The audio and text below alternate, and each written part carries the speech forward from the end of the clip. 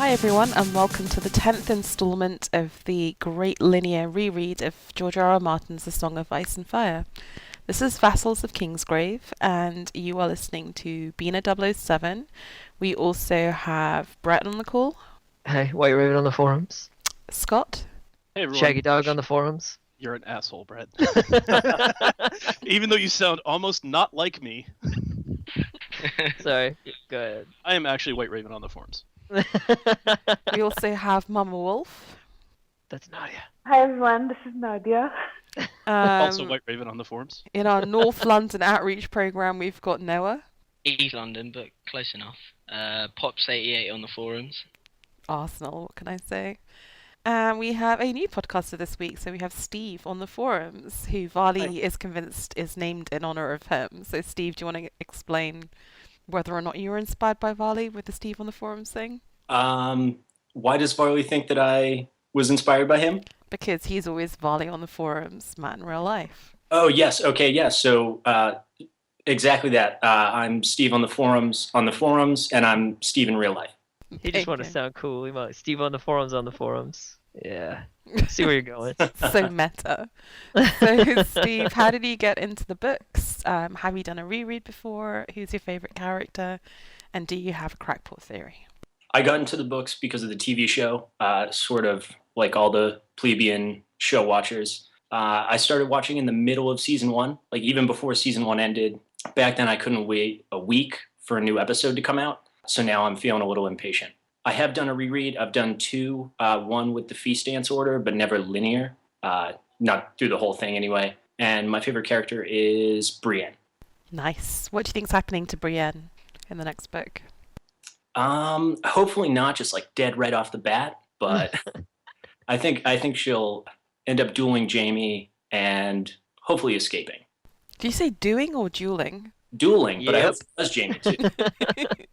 Okay, so this week we are covering the week of the 19th to the 26th of October 298, which basically just sees all manner of shit go down in King's Landing. So it's the week where Ned confronts Cersei, Robert dies in the hunt, Robert dies, Ned's arrested, Syria dies. So there's just all manner of stuff going on. And I think the first chapter is Ned 12. So last episode we finished on Bran 5 with the boys learning of Jory's death and that Tyrion had been arrested. So you now go forward 60 pages in my edition to Ned 12, and I think it's Steve on the forums. It is. Ned 12. Ned is attended by Pycelle, who gives him milk of the poppy for his leg. Ned wisely refuses and, in a rare moment of wit, mocks Pycelle for his understanding medicine. Pycelle slyly taunts Ned that Tywin is upset about Beric coming after the mountain, and Ned angrily reveals his plan. Beric rides under the king's banner, so if Tywin interferes, it'll be considered an act of rebellion.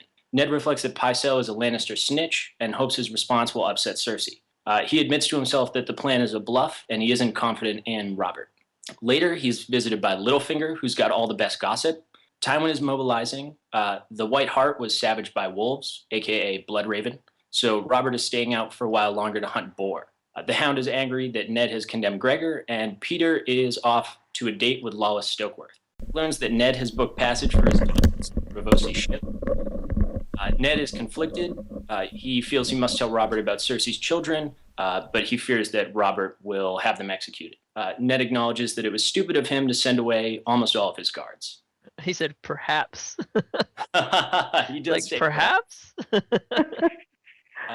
Later, Ned meets with Cersei in the Godswood to confront her about the twincest. Cersei admits the truth and argues that she did what any parent would have in having Bran attacked. She explains that she never could have loved Robert after he whispered Lyanna on their wedding night. Ned is confused, and Cersei has to explain oral sex. Ned is a strictly missionary sort of guy. She offers to give him an example. Ned refuses, and he tells her to flee from the free cities to save her children. Finally, Cersei warns Ned that he should fear her and asks why he didn't take the throne for himself, explaining that when you play the Game of Thrones, you win or you die. Yeah, Cersei went to the Ricky Bobby School of Politics. Ain't first, you're last. Does anybody think it's weird that Ned didn't think that maybe Cersei had something up her sleeve when she wasn't worried at all and she was just spilling it all to him? Oh, absolutely. It's like, Ned, man, your spider senses should be tingling right now. Get out. Also, just the idea that if you know that she has been hiding these illegitimate children for the last, like she's had a decade or so to prepare for exposure or potential exposure, you've got to assume she's got a plan B. Like, you've got to assume that she has a contingency plan for what happens when someone overhears or does something. It's just unbelievable to me. No, she's not on Westerosi Plan B. She had 3 kids. She was for the ones that Robert gave her, though. Yeah, she does admit to having an abortion. She gets a way better deal than Lysa Arryn. Is it I don't know. Jamie who forces her to have that moon tea? Is it? Do we know that from later?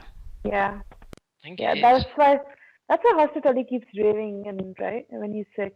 Why does Jamie make her have an abortion then? It doesn't strike me that he'd be the kind of guy who'd give a shit whether she had one of Robert's kids or not. No, I think she wanted to have it. Oh, okay. Jamie Yeah, helps she didn't arrange. want to have any of Robert's kids, right? Oh, okay. So it wasn't that he was making her; he was just arranging it. Okay. Found Yeah, yeah. on the... Right. It's kind of funny that like Ned thinks these people deserve mercy, even though they're committing sort of treason via cuckolding the king. He's giving him like a chance to take off, so it's kind of strange in a way. I think it's just about the He's kids. doing it for the children. Yeah. Yeah, I mean he's a father too, and like there is that really convincing bit where he's remembering what happened when Tywin brings in like the battered little babies, and he's thinking, I'm not going to let. He knows full well just how bad Robert can be, and that Robert is for sure going to kill those kids.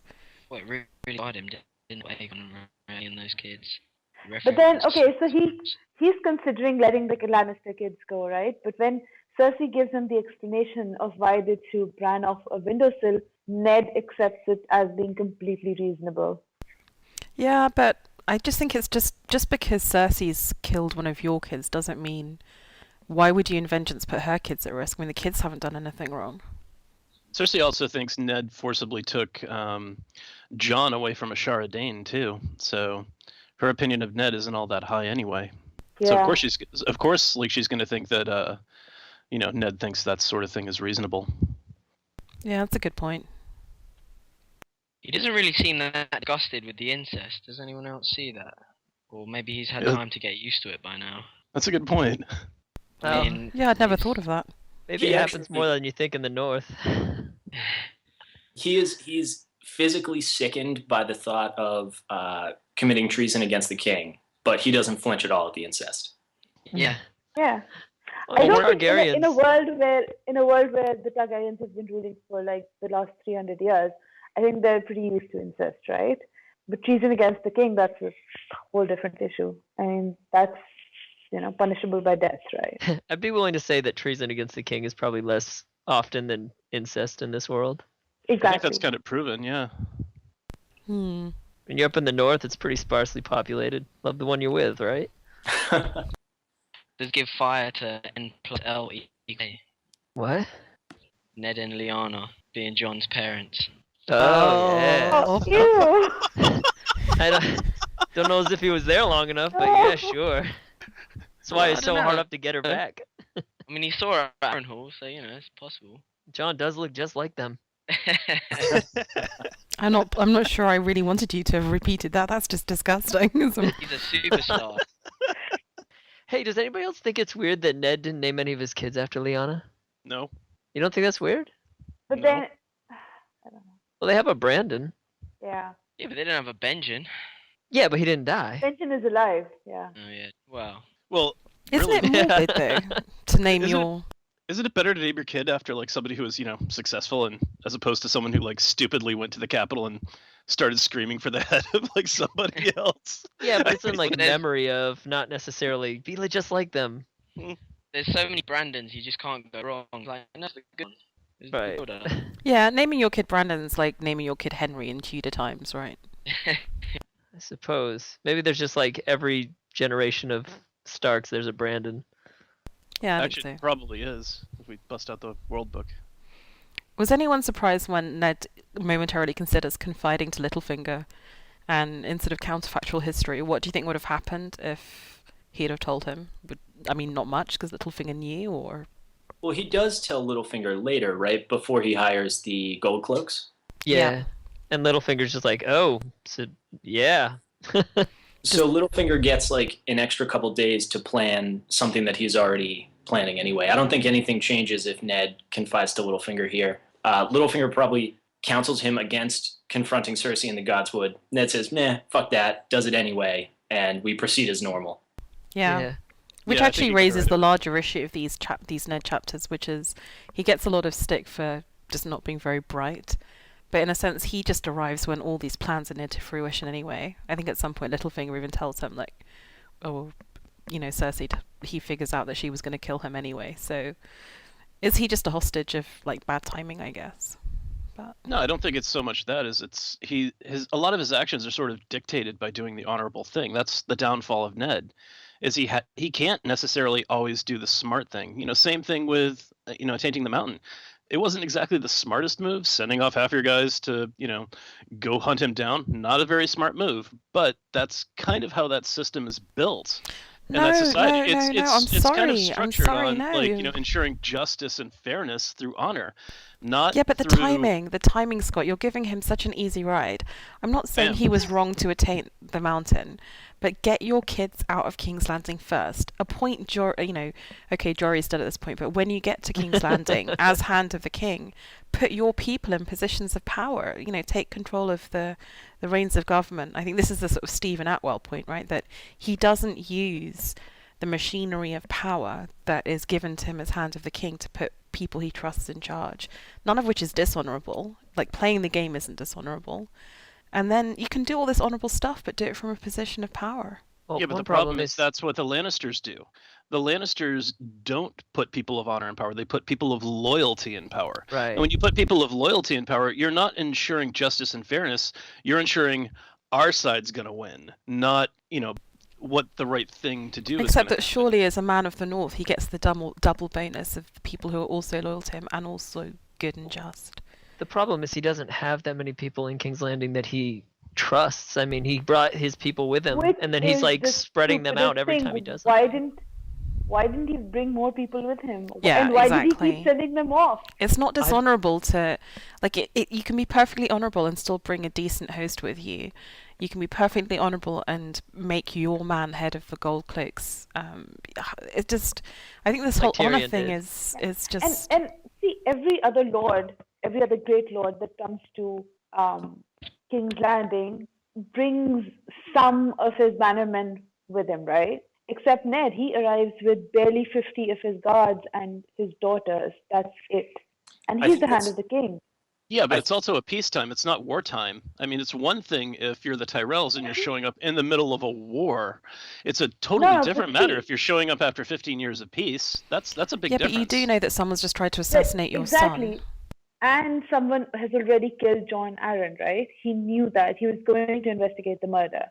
Yeah, I would say He when he should have left, had he didn't some know. backup. When he left, he didn't know someone tried to kill his son.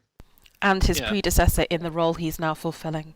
Yeah, I mean, he knew that might have been the case, but I don't know. I think Ned, he just Yeah, but an army's wasn't not very going to help savvy. you solve that problem. That's going to take, cleverness. That's going to take investigative skills. Well, you look at what Tyrion did when he came into town. He like cut out everybody else's toadies and put his own in place. Like he raised that one-handed dude up in the Night's Watch, the Gold Cloaks, and made him the captain because he knew he'd be loyal to him rather than Janos, who he just sent off to the wall. Exactly. Ned could easily have made Jory head of the Gold Cloaks. Yeah, There's just a few simple things he could have done. And then, do all this great and good stuff, go after the mountain, but if the only ship you can find that's going to take your daughters away is one that's sailing in 3 days' time, do this stuff in 3 days' time. He didn't have to confront Cersei that night. He could have waited till his kids were on the ship. I also find it implausible that that's the only ship that's available, but hey. It might be the only one but I going think north, because there's not a lot of like ship traffic up into the north. Their only harbor is White Harbor. It's a Braavosi ship, so it's probably not even going north. It's just going to Bravos, and it's going to pass by near enough. Okay, fair enough. So that happens. But then at least wait till your kids are on that ship before confronting Cersei. There was, she's been hiding the secret for over a decade. There's no reason to confront her absolutely that night. Right. And Ned reflects to himself that Jon Arryn died either because he learned the truth or got close enough that Cersei had him killed. Like, he believes that, and he acknowledges it in his thoughts, and then just plows forward ahead anyway with revealing the plan. Well, you also, another thing, getting back to the Tyrion point versus Ned, Tyrion also has been around King's Landing. He's aware of the politics at court. He knows what's been going on. He's been there for years. Ned is literally just sort of coming out of the blue of, years and years of not having to worry about things, just living up north. When was the last time we know that Ned and Robert actually spoke? Basically the Greyjoy uprising. So what, 8 years of not really doing a whole lot? It doesn't seem like, Ned is giving it, coming in with a full scope of the situation. He has to go in and figure out the lay of the land first, where Tyrion comes in and he kind of knows what's going on. He knows how treacherous his sister is. He knows what Littlefinger and Varys are like. Ned just kind of has to figure this out on the fly and learn as he goes. So Tyrion certainly had a bunch of advantages going into the job that Ned didn't have. Well, that and the Lannisters that were there were with him and not against him. Like, yeah, that too. That helps. Do you well, think at least Jaime was. Do you think this is a difference between the northern and southern politics? Like, Tyrion knows enough to put his people into positions of power, but Ned's coming from the north where, like, he doesn't have a court. There aren't any other, lesser lords who hang around in Winterfell to have important roles. Ned has, like, no cabinet. He just runs the north in his spare time. Yeah, That's a good point. I mean, the North is definitely, I think the North and Dorne and the Iron Islands are definitely different than the rest of sort of the Seven Kingdoms. I mean, the rest of them are sort of similar and kind of homogenous, just run by different people with different notions. But culturally, yeah, I think you're spot on that one, Steve, where the North and Dorne and the Iron Islands are run significantly different with different mindsets. Well, you have advisors around. I mean, if you look at when Bran was a kid, but he had a Lewin and Roderick Thistle, and there were people to advise him. I mean, less of a council, but he has people to go to. It's not just him on his own. So he dealt with some politics before. Yeah, and we know from reading these books that there are big, powerful families in the north who have their own agendas. The Great Northern Conspiracy, and I can't believe that for all these years he's kept the peace in the north without, not just Lewin, but by taking in counsel of other people and the major families. I think the problem for us is the only part of Ned we see in these books is Ned at his worst, when he's being run circles around in King's Landing. We don't get lots of chapters of seeing him as a wise and great ruler of the North. So it's sort of hard to know how he did do it. I mean, we know Lewin's really wise, but we don't really know how he operated as Warden of the North. Well, the people in the north revere the Starks to a level that he would never get in King's Landing, so that probably helps out a lot. And another weakness he has in King's Landing is he's so honorable that he's predictable, which people like Littlefinger just thrive on that sort of thing. Yep. When they know what you're going to do before you do it, then they can plan for whatever you're going to do. Right. Yeah, they can almost dictate your moves. Right. Even when he makes a smart move, like sending Beric after the mountain under the king's banner, he ruins it by sending his own men rather than packing that full of other men. He could have done what Roose Bolton does under Robb and sent that whole contingent with his enemy's men, so that win or lose, he benefits. Well, the problem with his enemy's men are going to turn against him and kill all the people that are gone out there. But that would have been pretty hilarious. Okay, I'm sending Littlefinger. I'm sending Grandmaster Pycelle. You guys get going. When Cersei's saying, well, don't you love your kids? How much sympathy do you have with Cersei's actions here? Do you think she's really motivated by keeping her kids alive, or is it just she wants to keep power? I think if a main motivation. Go ahead, Nadia. I think if a main motivation was keeping her kids alive, then I think the better course of action would have been leaving King's Landing. But she doesn't just want to keep them alive. She also wants them to be in a position of power. She wants herself to be in a position of power, which she can only get by staying in King's Landing. See, given how motivated she is by power and the whole Maggie the Frog thing and just her general levels of paranoia, I'm surprised that after the first... I'm just surprised she didn't have one legitimate child by Robert and then have her kids by Jaime, just as a kind of... just having a bit of security there. Wouldn't that kid be proof that the others are bastards, though? Well, no, because I mean, you can have No. kids that favor different sides of the family, can't you? I don't know. Like everybody who figures it out because they see some of Robert's bastards. So if there was a legitimate heir running around who looked like Gendry, I mean, that would have tipped Jon Arryn and Ned off right away. Yeah, But at then least it would have been a people legitimate heir. and people look at the Stark kids and say, well, you know, some of them favor the Stark side, some the Tully side. So I think it would have given her more credibility. That's true. Did you think it was weird how many times the book that Ned reads indicates that the Lannisters and the Baratheons intermarried? That seems to disappear later in the story, the idea of the great houses constantly hooking up. Although, I mean, that's part of the does Southron it? thingy, isn't it? That it actually is weird how little there was planned, and that So it's a fairly small crackpot, but this chapter is where I have my crackpot theory. So Robert, when he leaves to go hunt, he's hunting the White Hart, right? And I don't know if Cersei's supposed plan to get him extra drunk and hope that he gets bored to death is really going to work if the White Hart isn't savaged by a pack of wolves. So that's definitely Bloodraven, right? Bloodraven. Huh? It could be, I guess. I don't know why he would do that. Like, does he want Robert to die?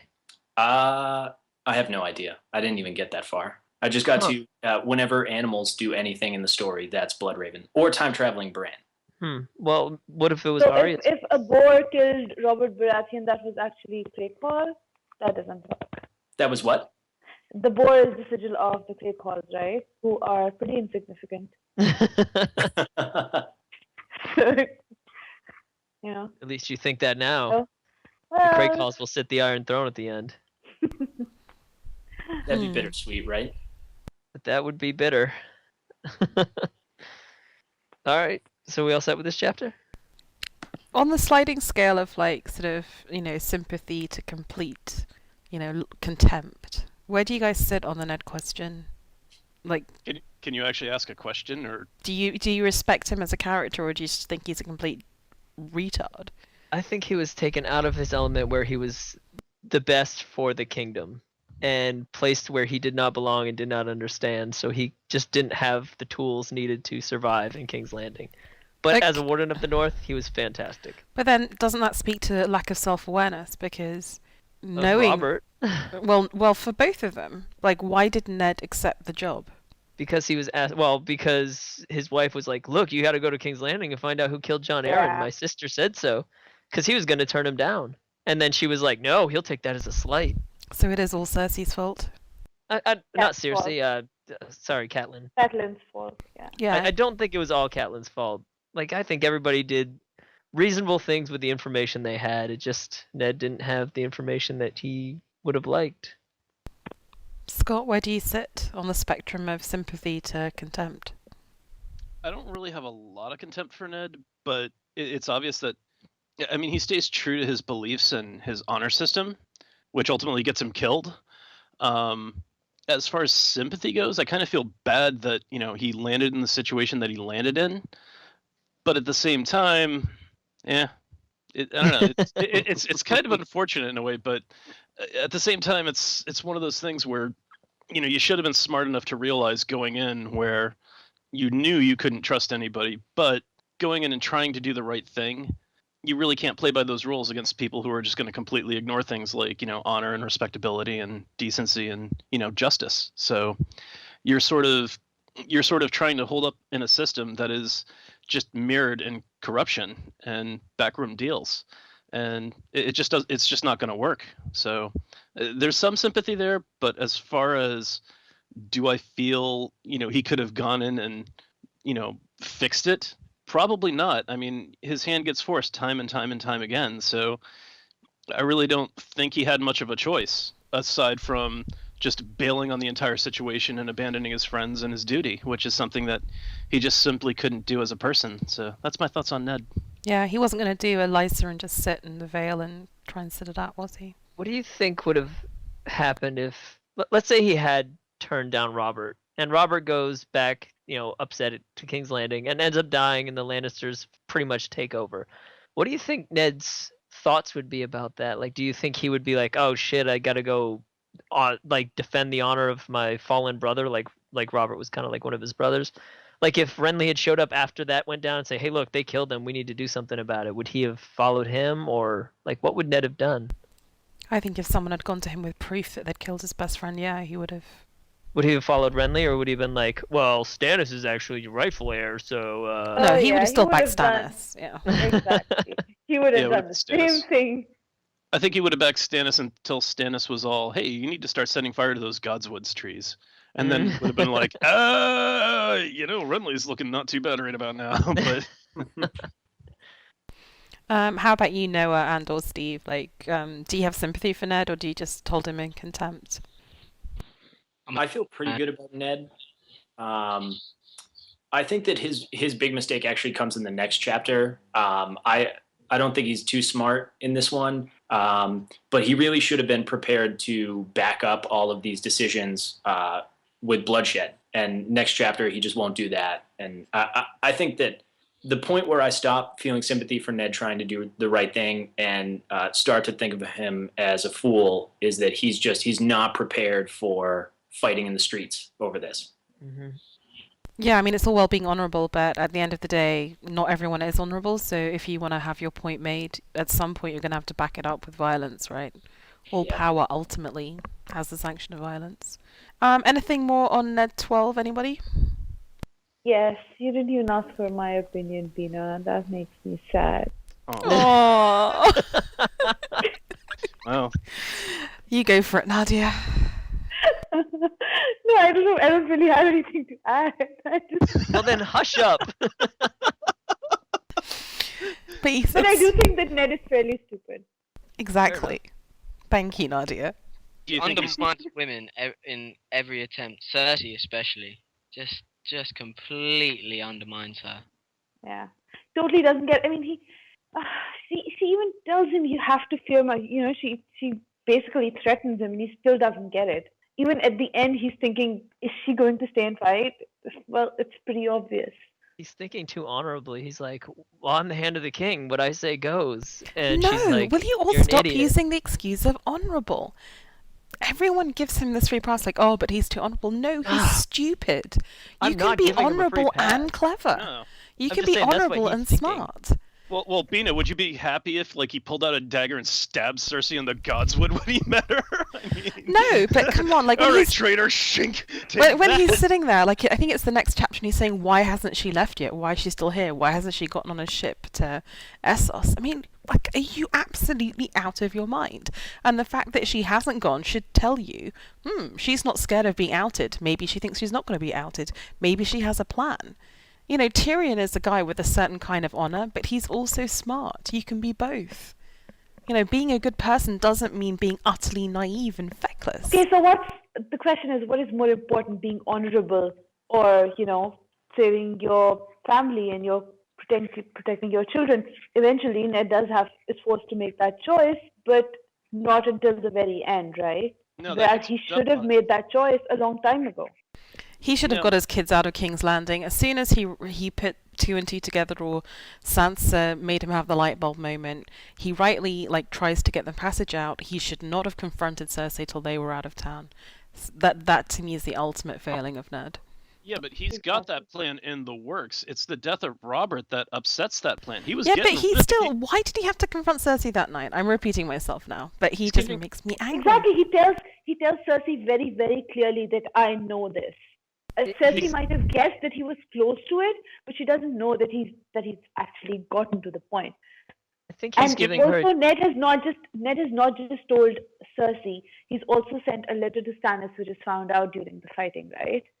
He's I don't giving think he says Cersei a that till chance. after. He's giving Cersei a chance to get the hell out of Dodge. He's giving her a Before chance Robert to save her gets home. ass before Robert comes back and kills her and Yeah, all of the I don't mind him giving Cersei a chance. That's the honourable bit. So I don't disagree with you guys. It was right for him not so much to give Cersei a chance, but to give her children a chance to escape. But he should have just got his own kids out before he gave her that chance. That's all I'm True. saying. Absolutely. Exactly. I That's- agree. I mean, he could have forced that chance on Cersei too. He could have sent armed men to go get those kids he could have packed them on a ship to the Free Cities and then told Robert. Exactly, that would have been a far better option than whatever Ned did. No, he can't, because Cersei probably has more house guards than Ned does at this point, because he's diminished his own house forces. So no, that's really not an option for him. But again, he could have sent half of his house forces to go get the mountain after he got his kids out of town. But that was exactly Renly's plan. That Renly said, let's get Joffrey into our control, right? Oh, I think Ned was very funny in this chapter. Weirdly funny. Huh? Ned was very witty in this chapter, wasn't he? First he was joking with Pycelle and then with Cersei. Yeah, again, unimpressed. This is not the time for levity, Ned. Now is not the time for a sense of humour. Bina, I think the Ned hate has gone too far, okay? I don't like Ned. Actually, before I started this reread, I didn't mind Ned, and I sort of hated Cat, and now I've sort of gone into reverse. I really have contempt for Ned, and I sort of understand and sympathise with Cat more. That's fine, I don't care. When we end up finishing this, I may hate Jaime, which will just be horrible. No! I know. No, I won't let you get there. No, that'd be understandable. Well, at this point, you should already hate Jaime. Scott, are we about to fall out? Do you not like Jaime? I think Jaime's a privileged little shit who never had a challenge in his entire life until his hand got chopped off. Just describe me, except for I have going my to be hand. invited to the next podcast, right? Oh my goodness. Aside from that, he's an alright guy. And the incest thing. And the treason to the king. How did I end up on this reread podcast with someone who hates Jaime and someone who supports Arsenal? Hey, I don't support Arsenal. You take that back. What sort of life choices have led me to this path? Okay, so 3 days after Ned 12, and we get to Ned 13, but we've skipped over Dany 5 and the death of Viserys, so I think it's Whiteraven summarising. It is indeed. All right, so Ned dreams of walking through the crypts of Winterfell, and he stops by his father's tomb, and Brandon and Lyanna's tombs are next to it. Lyanna's has a pale blue roses, and her eyes are weeping blood, and she says, "Promise me, Ned." When he walks by the tombs of the kings of the north, they all have like eyes of ice, and their dire wolves watch him and they snarl. It kind of seems like they're angry with him. Does anybody think like maybe he didn't fulfill his promise, and that's why this is like the North is wronged right now? You know what I mean? Nobody understands what I'm saying.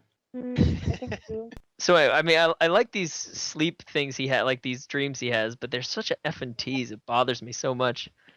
Do you think that Lyanna might have made him promise that he'd get Jon on the throne? Is that? I don't know. Yeah, I think Ned didn't fulfill his promise because the promise isn't protect Jon. It's press Jon's claim, get him on the throne. Maybe. I just think it's weird that like all the way he describes the kings in the north and the dire wolves that sit beside them is like following them with their eyes, and the wolves are snarling, and the kings have eyes of ice. And then he gets there and she's crying and she says, "Promise me, Ned." It's almost like he failed her in some way. To me. Promise me, Ned, you won't bury me in that depressing crypt beneath Winterfell. It's so shit. Bury me next to the heart tree. That'd be nice. Promise me, Ned. Not sure if that's how it went. He broke tradition to bury her there, which is kind of unusual too. And maybe that's why the kings of the north like frown upon him when he walks through. Could be. Probably. But did he break tradition? I mean, He broke it by building the statue. I think Well, you that don't hear about anybody else who wasn't like one of the kings of the north or lords of Winterfell being buried down there. So no, yeah. but I think each of the king has his like family buried with him. There just aren't any statues of them because when Sansa is remembering, no, Arya is remembering. I don't know where they remember the event where Rob and Jon sort of play this prank on them. They take them down to the crypt. So basically, they go to see their own crypts, right? So all of them have a crypt inside Winterfell already. No, I don't think so, because when Ned dies, Lewin says, we need to find a stonemason who knew his likeness to carve a statue. So No, they don't welcome you into the world by building you a crypt. the they don't have kings of statues. Winter's families are down. There is like just don't have statues. a place for them to be buried. It's already been marked. Like if you go back to that chapter, I think it's in the Arya chapter. Arya is thinking is. about it. It says we go beyond Brandon and Lyanna's statues to go and see our own crypts. Yeah, I think they had kind of like, not decorated, but there would have been like a sort of a designated tomb area for anyone who was of the Stark family at a certain level. And that when you then actually die, and they know like how old you are and what you look like at that point, then they hire the stonemason to carve the likeness. But the actual sort of the bay where you're going to have be entombed is already sort of designated. But only the lords get the likenesses made of stone. Yeah, exactly. Yeah, Nadia's right. Robb took them down all the way down to the end, past grandfather, Brandon, and Lyanna to show them their own tombs. Sansa kept looking at their stubby little candle, blah, blah, blah, blah, blah, blah, blah. So they do have their own tombs. Yay, Nadia. Okay. Yeah. All right. Okay, so Ned wakes up to banging. The king has returned and Ned's presence is commanded. Ned says, give me a minute. His servant isn't like, hey, he's actually dying, so you should probably hurry up. He's like, oh, yeah, okay. I'll wait.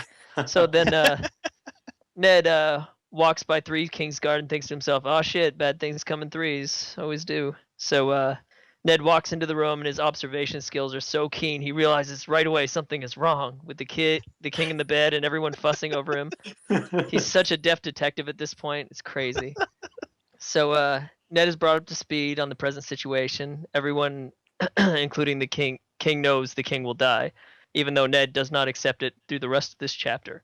Robert almost seems content with it. He's just happy he killed the boar. Robert dismisses everyone to talk to Ned in private. Ned starts bitching to Robert, and Robert delivers his best line of the book. Oh, fuck you, Ned. I killed the bastard, didn't I? This is all it takes to figure out what you need to know about Robert. He doesn't give a shit. He just wants to kill shit. So we find that Joffrey kind of takes after him a little bit after all, right there. Robert admits to Ned he was wrong about Daenerys, and he thinks that the gods set the boar to punish him for trying to have her killed. And he gives the regency to Ned, and Ned changes Joffrey's name for the heir to give him some leeway in the future for what he decides to do. And Robert admits that he was a terrible king, but thinks that this is the one thing that they'll say he did right. Wrong, because nobody will actually know about this but the 4 people in the little meeting. So nobody else will know about that. So I have a question. Do you guys think Robert can read? Yes, he's a nobleman. Surely all noblemen get maesters to teach them. Do you think Robert would have had the patience to learn? Yeah, I mean, surely as a young boy, you just get sort of clipped around the ear roll until you sit down and learn how to read, no? I don't know. I mean, I get it. He trusts Ned, and that's why he doesn't necessarily have to read this document, but I don't know. I just don't see Robert as the kind of person that has the patience to learn how to read. He just has people read shit to him all the time. Yeah, but he can't have gotten away with that shit when he was like a teenager and whatnot, surely. Why not? He was so big. Nobody would have said anything. Robert Aaron would have been like, whatever. I just think that even the biggest, dumbest jock, if you're an aristo, would have had basic book learning, no? Yeah, I'm sure he did, but probably like words that are beyond, 3 to 4 syllables are a little bit beyond his, vocabulary. Including the word vocabulary is probably beyond his vocabulary. The queen was like, I wish to name him Jeffrey, and he's like, all right. It's like, that's not how you spell Jeffrey, man. So, then Robert tells Ned to save Daenerys if he can, and to bring up his son better than him, and make the promise that he'll eat the boar at his funeral. Ned goes 0 for 3 on those, though. He can't seem to make any of his promises work out. So Robert then gets the milk of the poppy and tells Ned he will give his love to Lyanna, and asks Ned to take care of his children. And Ned thinks of the bastard children that he plans to guard, and he's like, yeah, I'll take care of them just like they were my own family. And that's the first promise that he fulfills, because he didn't take care of his family either. So then Pycelle says that Robert should be dead already, and Renly's like, yep, he was always dumb and strong, and Barristan's like, I failed, and Ned's like, nah, isn't it your job to make sure every king that you look over dies? That's what you do, isn't it? And Barristan's like, oh, thanks for noticing. I'm so diligent.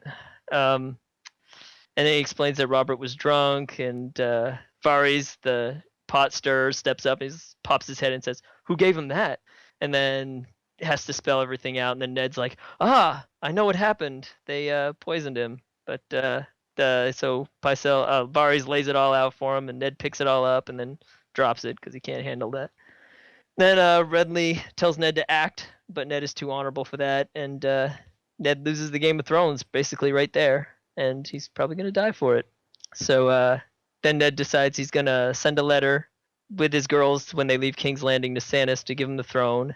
And Ned decides he just wants to go home. So then Ned talks to Littlefinger, and Littlefinger spells out the politics of the situation. And then Ned just says, "No, I'm gonna do the honorable thing." And Littlefinger's like, "Okay, well, yeah, I'll get the City Watch for you. Don't you worry about a thing." And yeah, then Littlefinger walks away, shaking his head, thinking that guy's gonna die.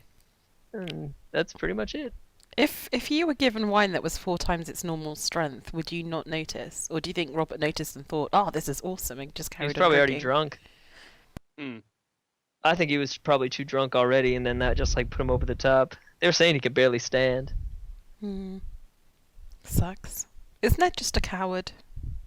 I don't think he's a coward. I think he's trying to do the thing that saves the most lives, and it backfires because the people that he's talking to are cold and they don't care about people's lives other than their own. Yeah, there's a difference between being cowardly and trying to do the right thing. And, it would have been smart to take Renly up on his offer, but yeah. But that not wouldn't so have been much. honorable. Yeah, exactly. But it would have been smart. But wouldn't it have eventually saved more lives I- if Ned had allied with Renly, gotten Yeah. Joffrey under his control, gotten the Regency, eventually somehow managed a smooth transition to Stannis? But that's like hindsight with information that he doesn't have at the time. Well, it would have saved more lives to just let yes, Joffrey become the king, exactly, too. Yeah. But he didn't Yeah, do bend that the knee. either. Yeah, exactly.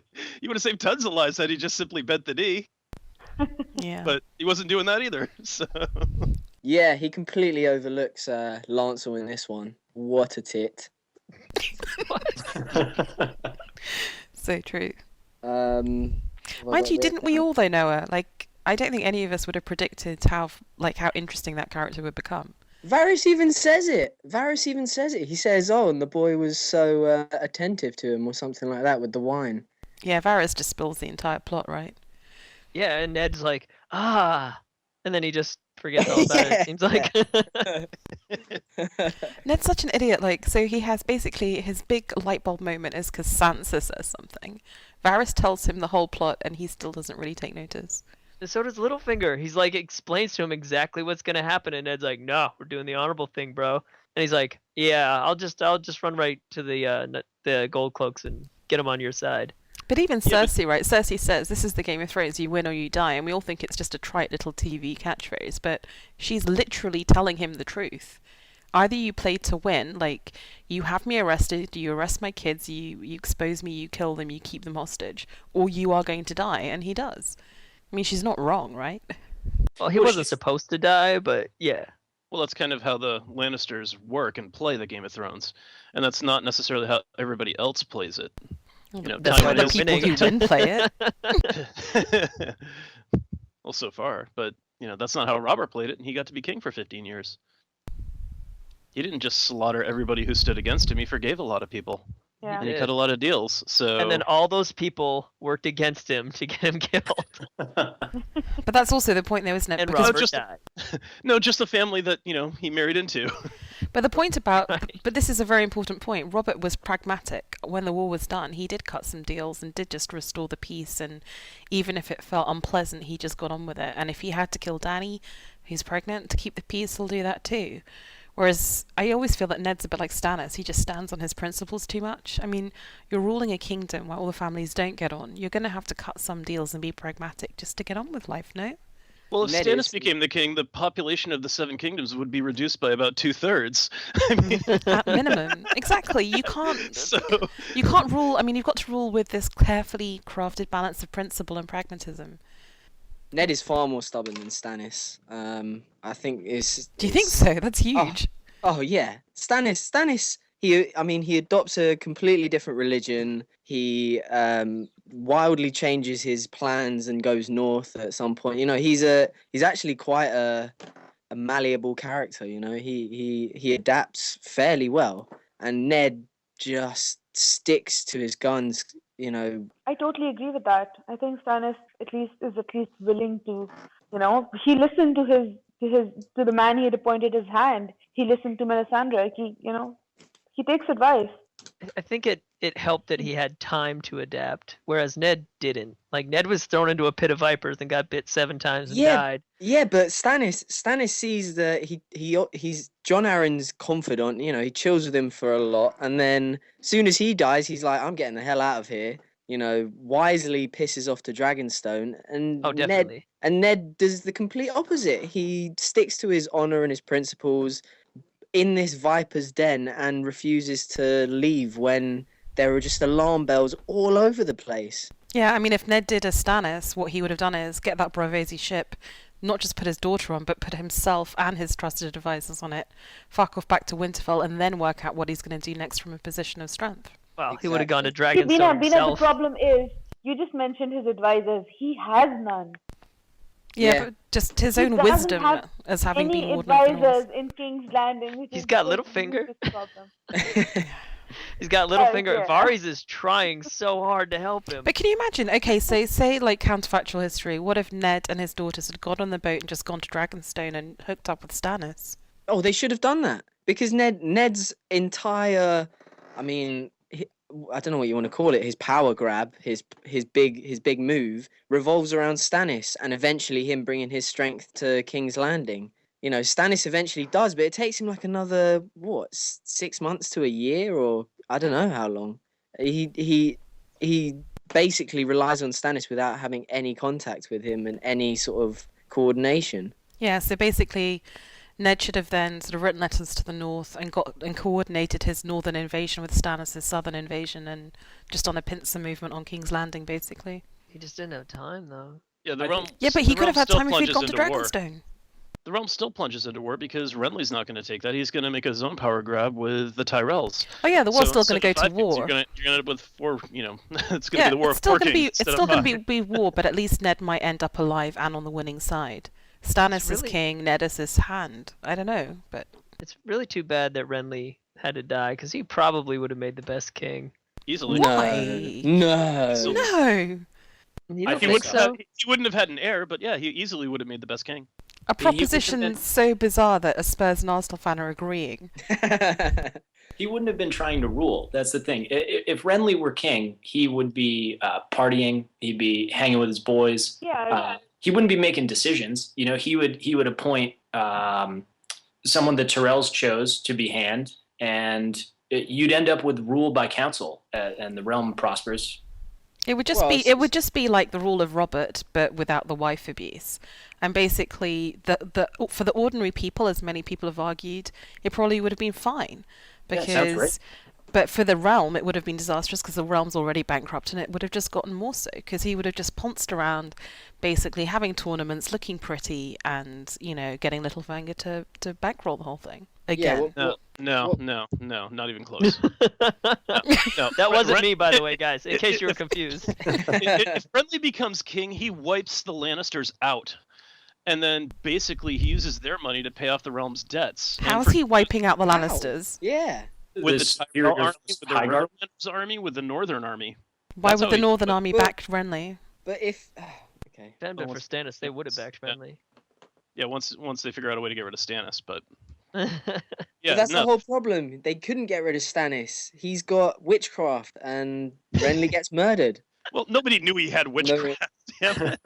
I mean, if somebody had told Renly, like, oh, by the way, he's going to use voodoo against you, and you're going to die. Well, I don't Renly know. still It's, would've laughed it's at him. Stannis. It's Stannis. He must have something up his sleeve. He's not gonna go out and meet Renly with clearly fewer men and not have some sort of crazy trick. And you've got to figure out the guy's like, he's pissed off to Dragonstone, so you've got to assume he's up to something. Yeah.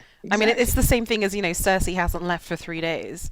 She hasn't got on a ship to Essos. What's she up to? Like, all these Use people your must head, have a Ned. plan B. I don't know. When he pisses off to Dragonstone, he might be up to nothing other than not getting killed. Yeah. Well, Nah, that's Stannis move is- one, but he's consolidating his power. He's playing it safe.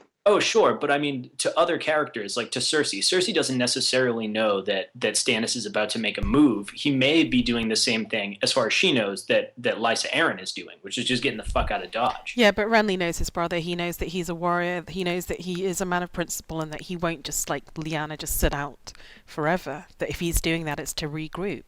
This is a man who, if nothing else, is a soldier. Renly will know he's got another move. Oh, sure. Yeah. Renly should know that. When did Melisandre get her claws into him? Was it when he went back to Dragonstone or It's before? unknown. It's That's a unknown. good question. Unknown. All right. Yeah, I think I've never heard it confirmed. I think going back to the chapter, Ned's best move here is to play Renly, seize power, and then crown Stannis, because we all know Stannis is the one true king. But anyway, I agree, and Yeah, I you're think Agree. it's important. Renly doesn't, when he makes his pitch to Ned, he's not talking about becoming king himself yet. Like, he tries to do that later with the Tyrells influencing him, but when he meets with Ned, he talks about, seizing the regency together. Right. And He's like, we'll get off. Joffrey and control him. Yeah. well, it's ridiculous because he eventually comes to that conclusion, except he's got 8 swords instead of Renly's 50. yeah, Yeah, exactly. It's also Exactly, stupid that was he's- stupid. It's also foolish that he's trusting Littlefinger over Renly as well. Like, at least with Renly, there's that family bond and that, family sense of honor maybe that you might be able to rely on. With Littlefinger, it's just like, shit. And Littlefinger, But it is, but from Ned's point of view, it is the same thing, right? Littlefinger was practically raised as Catelyn's brother. Yeah, but Littlefinger has Yeah. taken him to meet his wife in a brothel and has told him not to trust him. He was also supposed to bring the City Watch, but Yeah. Yeah, at that point he's had a dagger to Ned's throat, right? So Yeah.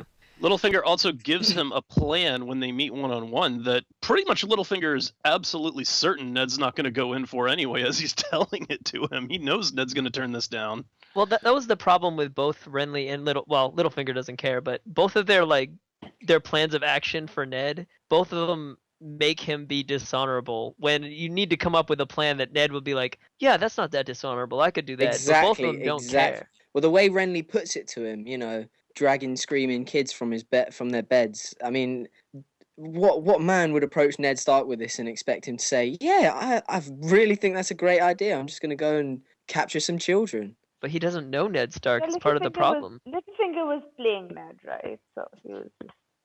I do Yeah. think Littlefinger was playing Ned, but he had a solid plan he told Ned, but it was just too dishonorable for Ned.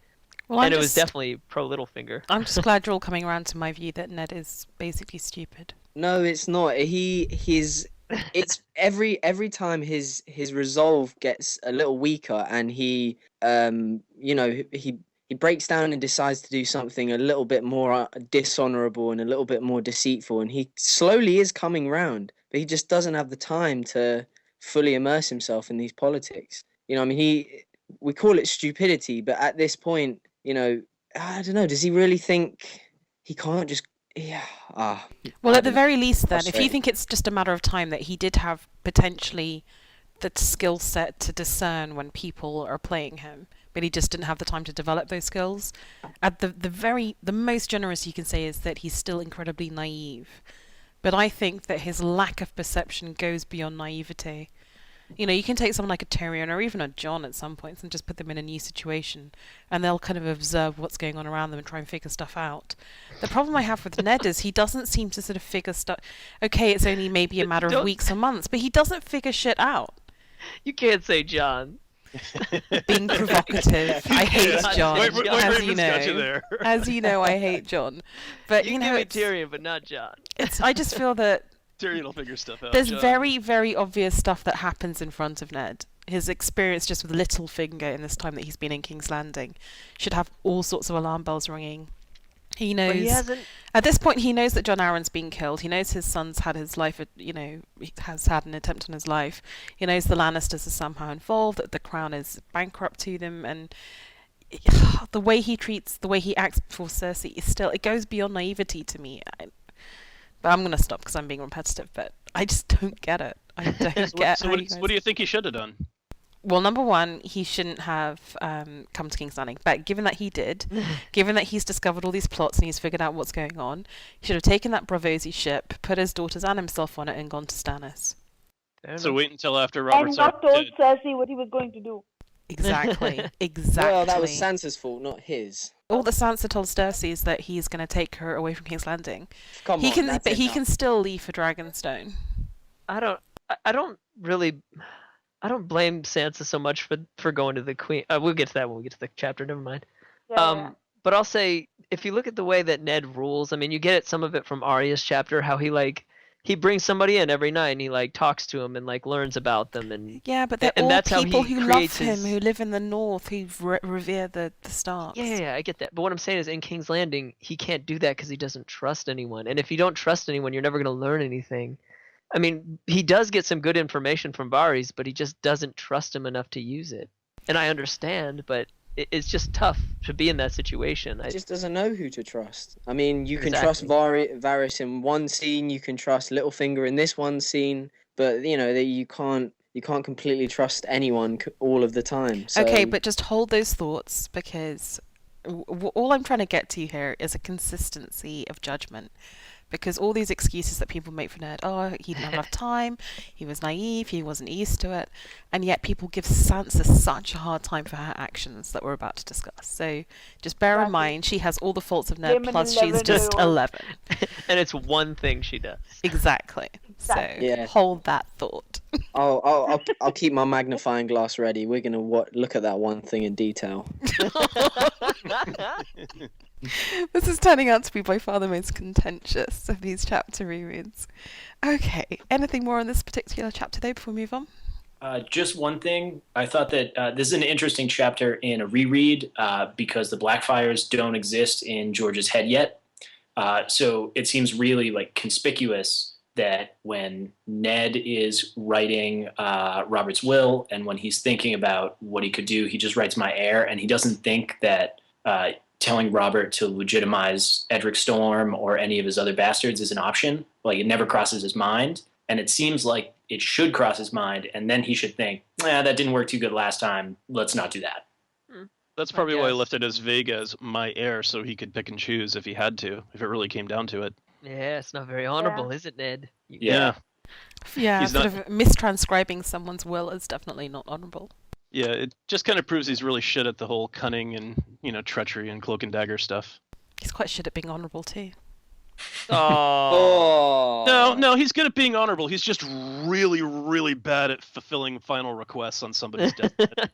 Yeah, 1 out of 4 ain't bad. He's over 50 at this point. Okie dokie. So continuing with our smorgasbord of Ned, we skip over John 6 to Ned 14. Okay. So, Eddard XIV. Ned wakes to Sandor Clegane's gallant pageantry in the yard. He realizes Cersei has not fled and is unable to comprehend why. He breaks his fast with his 2 daughters and the useless Septa Mordain. Sweet Arya only wants a final dancing lesson and is given permission, just so. Sansa wishes to see the Golden Abomination one last time, proving yet again why it should have been her and not Lady. Ned rightly refuses, and Sansa predictably storms out. An hour later, Pycelle arrives in Ned's solo with news of his best friend's death. It hits him hard, but he suppresses it in order to feebly seize power and summons the council. Excuse me. Barristan arrives first, wishing to go to the young king's side, but Ned refuses. Littlefinger arrives filthy from carrying out Ned's errand. At least there was someone he could rely on. Finally, Varys arrives with news Renly has fled with Loras and all their men. Ned was counting on his support despite rejecting it in the previous day. Ned pulls out the holy parchment of regency and lets Barristan read it aloud. For some reason, he only realizes now that Joffrey is of age, but continues with his folly and asks the council to confirm him as regent. Before they get a chance to, Fat Tom enters with the royal steward, who says King Joffrey demands their presence in the throne room. Ned reminds him the king is dead, but assembles an escort all the same. Littlefinger helps him to the throne room, followed by 8 Stark men, which everyone knows is worth 80 Southerners.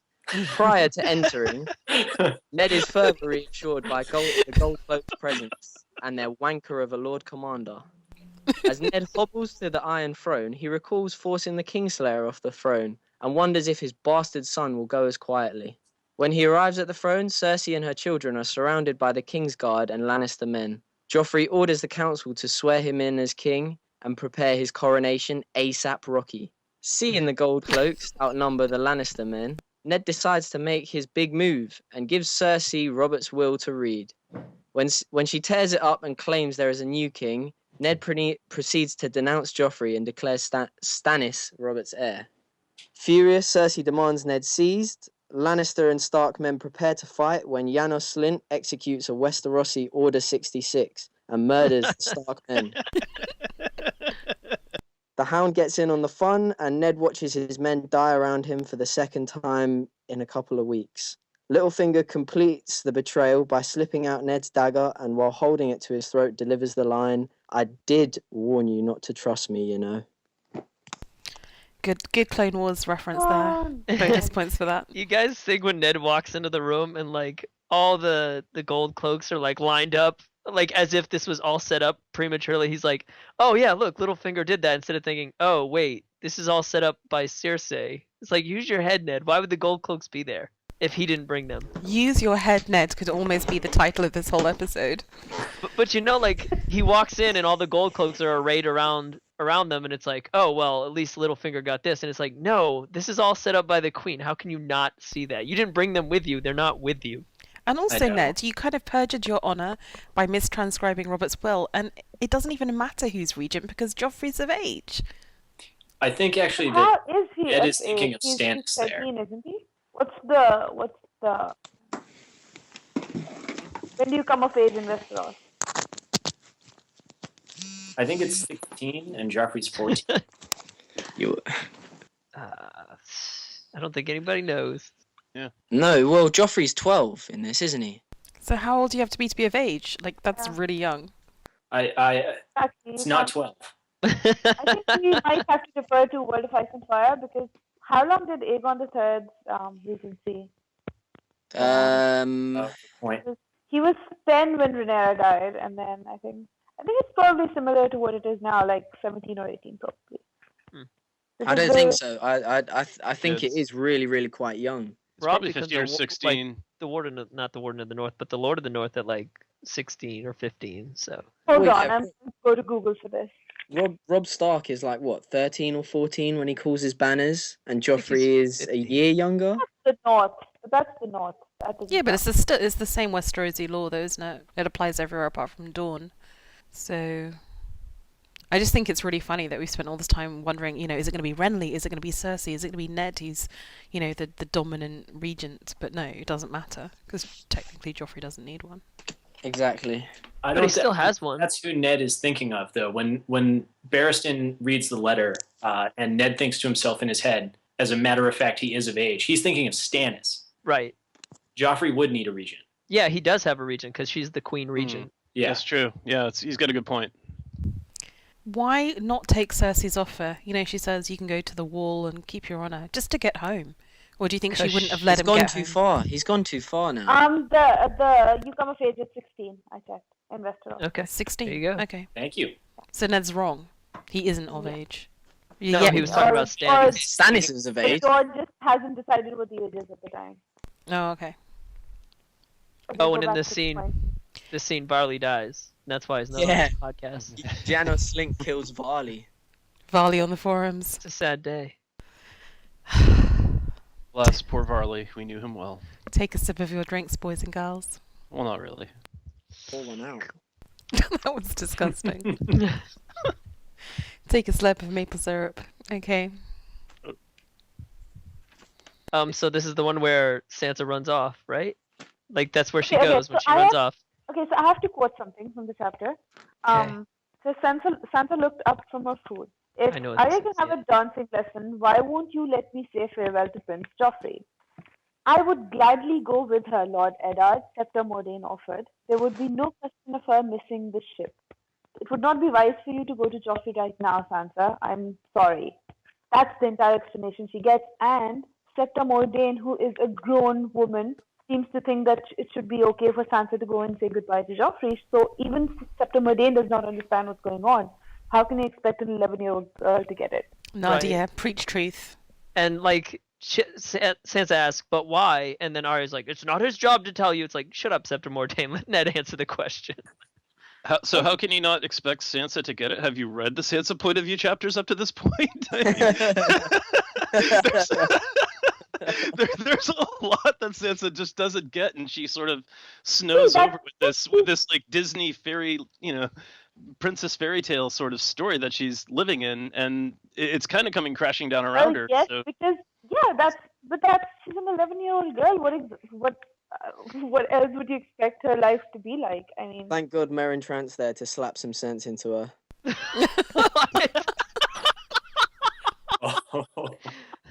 Bina, why would you say that? Yes, it works. I don't know what to say. She really starts to get it after that, I do guess. I mean, that does make some sense. Yeah, I mean, she stops thinking life is a fairy tale when people start beating on her. That is actually true, but I don't think that's my basic defense of Sansa is she's 11. She's been raised. She's one of those like little girls, and I was probably one of these. She's just a goody two-shoes, does her homework, listens to what the teachers say, and she's been raised in this tradition of courtly romance and high romantic songs, and she's going to marry a prince, and she's not been given any kind of training or background that would lead her to be cynical in any way, shape, or form. The queen is the queen. She's the fount of all goodness and wisdom. She's going to marry the prince. Why can't she say goodbye to him? It's totally unfair. Well, even Septa Mordane thinks it's unfair. So, She did like give the queen a pass. And Septa Mordane is like the main influence in her life. You mean Septa Mordane, who got so drunk at the tourney she couldn't make it the second day? Yeah, that's a great influence. Yes. Septa Mordane, it's not Cat and Ned raising Sansa, it's Septa Mordane. And her mum. Septa Mordane has repeated multiple times, I think, in this chapter, that Sansa shouldn't question her father's decisions. But Septa Mordane questions her father's decision. Exactly. Can you see how that would be confusing for a girl? Look, I don't fault Sansa for going to the Queen. She's too young to get the same sort of treatment from the fandom that Ned gets for going to the Queen. I think that it screws the family over, but you're right. Like, her decision makes sense because she's a little girl. This is the woman who killed Lady, all right, and she's going to him, running off and trusting her now. I mean, it's. But she's convinced herself that it wasn't the queen's fault. Like, it's crazy how she kind of deludes herself because she wants her perfect fairy tale life. And I'm not saying that that's a defense for her, but it's just the way she is. I mean, but people honestly, do that I don't in know if she's life, ever been told no in her life. I just think it's really realistic that, when things happen that don't fit with your neat theory of the world, you either twist them or sort of kind of get rid of them from your head. So she has twisted that whole episode into blaming it on the butcher's boy and Arya rather than the Queen and Joffrey, who've evidently made her lie. I mean, she must know that she was lying, right? That it wasn't Arya and the butcher's boy who attacked the prince. So it's there's some real weird cognitive dissonance going on there, and I blame Sansa for that. But she's young and she's just trying to. Against all evidence. Like, even in the next chapter when she's locked in a tower, she's still reading her romantic tales of Jonquil, and she still won't let herself believe it. It's horrible, actually, her story. It's really tragic. The next chapter, she's getting pissed at Jane Poole for crying. I'm not saying she's perfect. Probably. For non-stop crying. But she's also the only person who has real empathy for Barristan when he's stripped of his cloak. So I'm not saying she's perfect. She's like an 11-year-old. She flips both ways, right? I mean, it's. Yeah. Oh, she goes both ways. She's 11, Whiteraven. Not in the show. Anyway. She's 14, Whiteraven. Anyway, I was gonna say something and now I forgot because. We can discuss this when we get to the Sansa chapter. Well, I remember. I don't remember if it was this chapter. I think it was the previous Sansa chapter where he's like, I'm going to send you both back. And she's like, oh, wait, no, I can't go. I just remembered I have to marry Joffrey. It's like, oh, Sansa. I'm surprised that didn't work on Ned. Yeah, she's like, I'm bound by honor to marry him. I have to stay. And Ned's like, ooh. Yeah, she should have played the honor card. Oh, this was a really hard summary to write. This is just Ned at his, the last breakfast, a lot of things. Poor I'm Ned. sure he got a breakfast in the cells. Yeah. Not with Septa Mordane, though. No, it is Septa Mordane's last breakfast. Do you think Ned had a thing for Septa Mordane? Pardon, sorry? Do you think Ned had a thing for Septa Mordane? I don't know. Is she supposed to be hot in the books? Because she is on the show. N plus SM equals J. Ooh. I think Septim Mordain probably would have been nicer to Jon if that were the case. Well, there wasn't a sept in Winterfell until, so was never one there before. Ned wanted a taste of her 7-pointed star. Did she shape it into shapes? What? The maple scepter once again. Okay. Why does he declare her infidelity to the whole court? He doesn't. He doesn't really. Ned He's is forced stupid. into it. He just says Joffrey has no claim. Stannis is the true heir. He doesn't. Yeah, but that's basically it, isn't it? I mean, And I don't everybody know, up I there's feel- like, no shit. I feel like a simple "you're a whore, he's a bastard" would have kind of sufficed, and I don't know. Yeah, but those could just be random insults yelled at someone. True. Why didn't he just tell Barristan in private, like, hey, by the way? Yeah, I nudge, don't nudge, think it wink, would have wink. mattered. See this book? Look, I know you can read at least. You know, I think Barristan would have come around. Barristan I don't- probably knew. Do you think all these people like you have been around King's Landing the whole time have never overheard Jaime and Cersei going at it? You know, Bran coming across them can't be the first time someone has. And basically, I just think a lot of people turned a blind eye because it was, you know, they just didn't want to contemplate the consequences. Well, yeah, they were You scared. know, Littlefinger kind of like when Ned tells him, it's like, yeah, whatever. Like, I think just a lot of people know. I don't think I think- Barristan knew. I would be almost certain that Barristan knew. I Really? would say that he looked around, like kind of like Tywin. If Tywin didn't know, he just kind of didn't see it because he didn't want to see it. Yeah, kind of like Sansa and the whole thing with Lady. Sansa knows a lot of things that she just doesn't want to know. Because if it is true, Jaime's one of the King's Guard, and Barristan's supposed to be the head of the King's Guard, and that probably shouldn't be allowed by him. Just the ramifications Yeah. are horrible. Like, how do you like take out the pin of the Lannisters from Westeros? You know, the money, the influence. It's just a nightmare to let it all unravel. So better just to piss off to Dragonstone. Yeah, I like that. That's a thing now. Piss off to Dragonstone. Totally. Hell out of Dodge. Piss off to Dragonstone. I feel Ned. I mean, he's played it perfectly up until now, clearly, and I think he just should. Once he hears Renly's gone, that's it. Like, right, I need to piss off to Dragonstone. Get out of here. That's it. Once Renly's gone, he's got nothing now. Actually, with Renly leaving, the only other person who witnessed the sealing of the letter was Pycelle. So that kind of Yeah. undermines the validity of the letter as well. Yeah, it doesn't make it like it doesn't come out explicitly in the chapter, but the Lannisters have complete deniability about the legitimacy of Robert's will because of that. But it's more than that. It's the fact that Renly, even with his 50 men, is fleeing. People are fleeing King's Landing. Get the fuck out of there. Take your daughters. Get the Yeah, fuck out. Look around, Ned. Everyone but the Lannister toadies are leaving. Yeah. Get the fuck out there. Like, seriously, exactly. And especially when you know you have no men, your most trusted guard's just been killed. Someone's stabbed you in the leg or whatever. Like, no, it's not the TV show. Like, all the signals are there, mate. Yes, exactly. And I mean, another thing against Ned is he didn't even know Renly had left, and that's something like you should have people telling you that. But Ned doesn't have any he doesn't have any webs. That's not the type of person he is. Do you even need a web for that? Surely you just see people leaving on horseback. I mean, it's not like Renly left Well, with no one.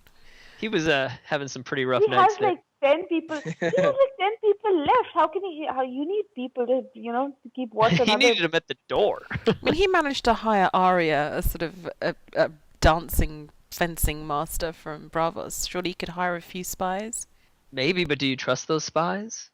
At least make an Yeah. effort, man. Yeah, I'm- isn't that what I agree. Isn't that what Varys and Littlefinger are supposed to be there for? I mean, they're not supposed to be actively working against people on the small council, but yet they are. Not Littlefinger. He's supposed to be the master of coin, not master of spies. But Yeah, well, he's better at it than the Master of Spies, obviously. I don't know about better, but he's pretty good at it. Well, Cersei's got spies. Well, I mean, she has Littlefinger and Varys filling her and spies, so she's kind of got a three-way there. Wink. I feel like this is Cersei's peak as well. She beats Ned, which isn't the most Not biggest hard. yeah, it's not the biggest accomplishment. She It'd be like politi- if Sir Vardis politically Egan had to beats fight Tyrion.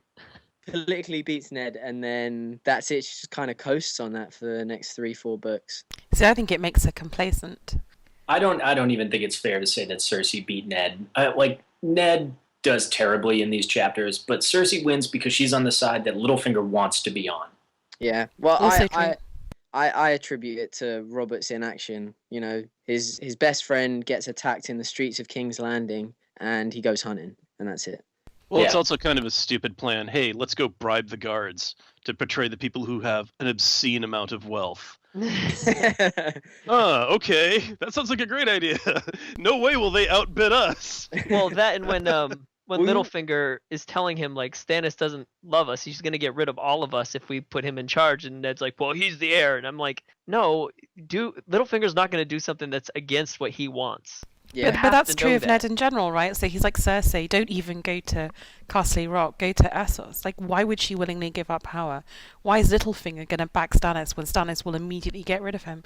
So that's my point about Ned and honor. Ned may have honor, but he also just doesn't think logically. That's got nothing to do with honor or dishonor. Just think logically. That's all you need to do.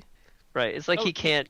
You know, who does it Extrapolate benefit? steps. I think he's thinking logically. It's honorable attitude to at least give them the option, and then of course it blows up in his face, and then it's too late. I don't think he He- thinks. He doesn't think in a But Cersei was strategic, actually logical threatening him. premise. What is the conclusion? What is the likely outcome of this? Right, He would it's be the shit at process. chess. Sivas.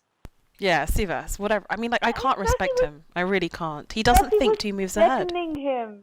Cersei was threatening him, and up to the last point, he was still thinking, why is she not running? I mean, it's just I mean, it was idiocy. pretty obvious she's not going to run. But I think Catelyn might have done a far better job than Ned. At being Oh, Hat. no doubt. Cat would have been a better hand of the king. Definitely. Yes, I think so. I think 'Cause she would have Catelyn could have been. I think she Cat- won't have been really as bad as Ned. This doesn't work as a podcast, but I wish I could have taken a screen grab of Scott's face when he was like, Cat would have done a better job at being Hat. Yeah. A better job than Ned.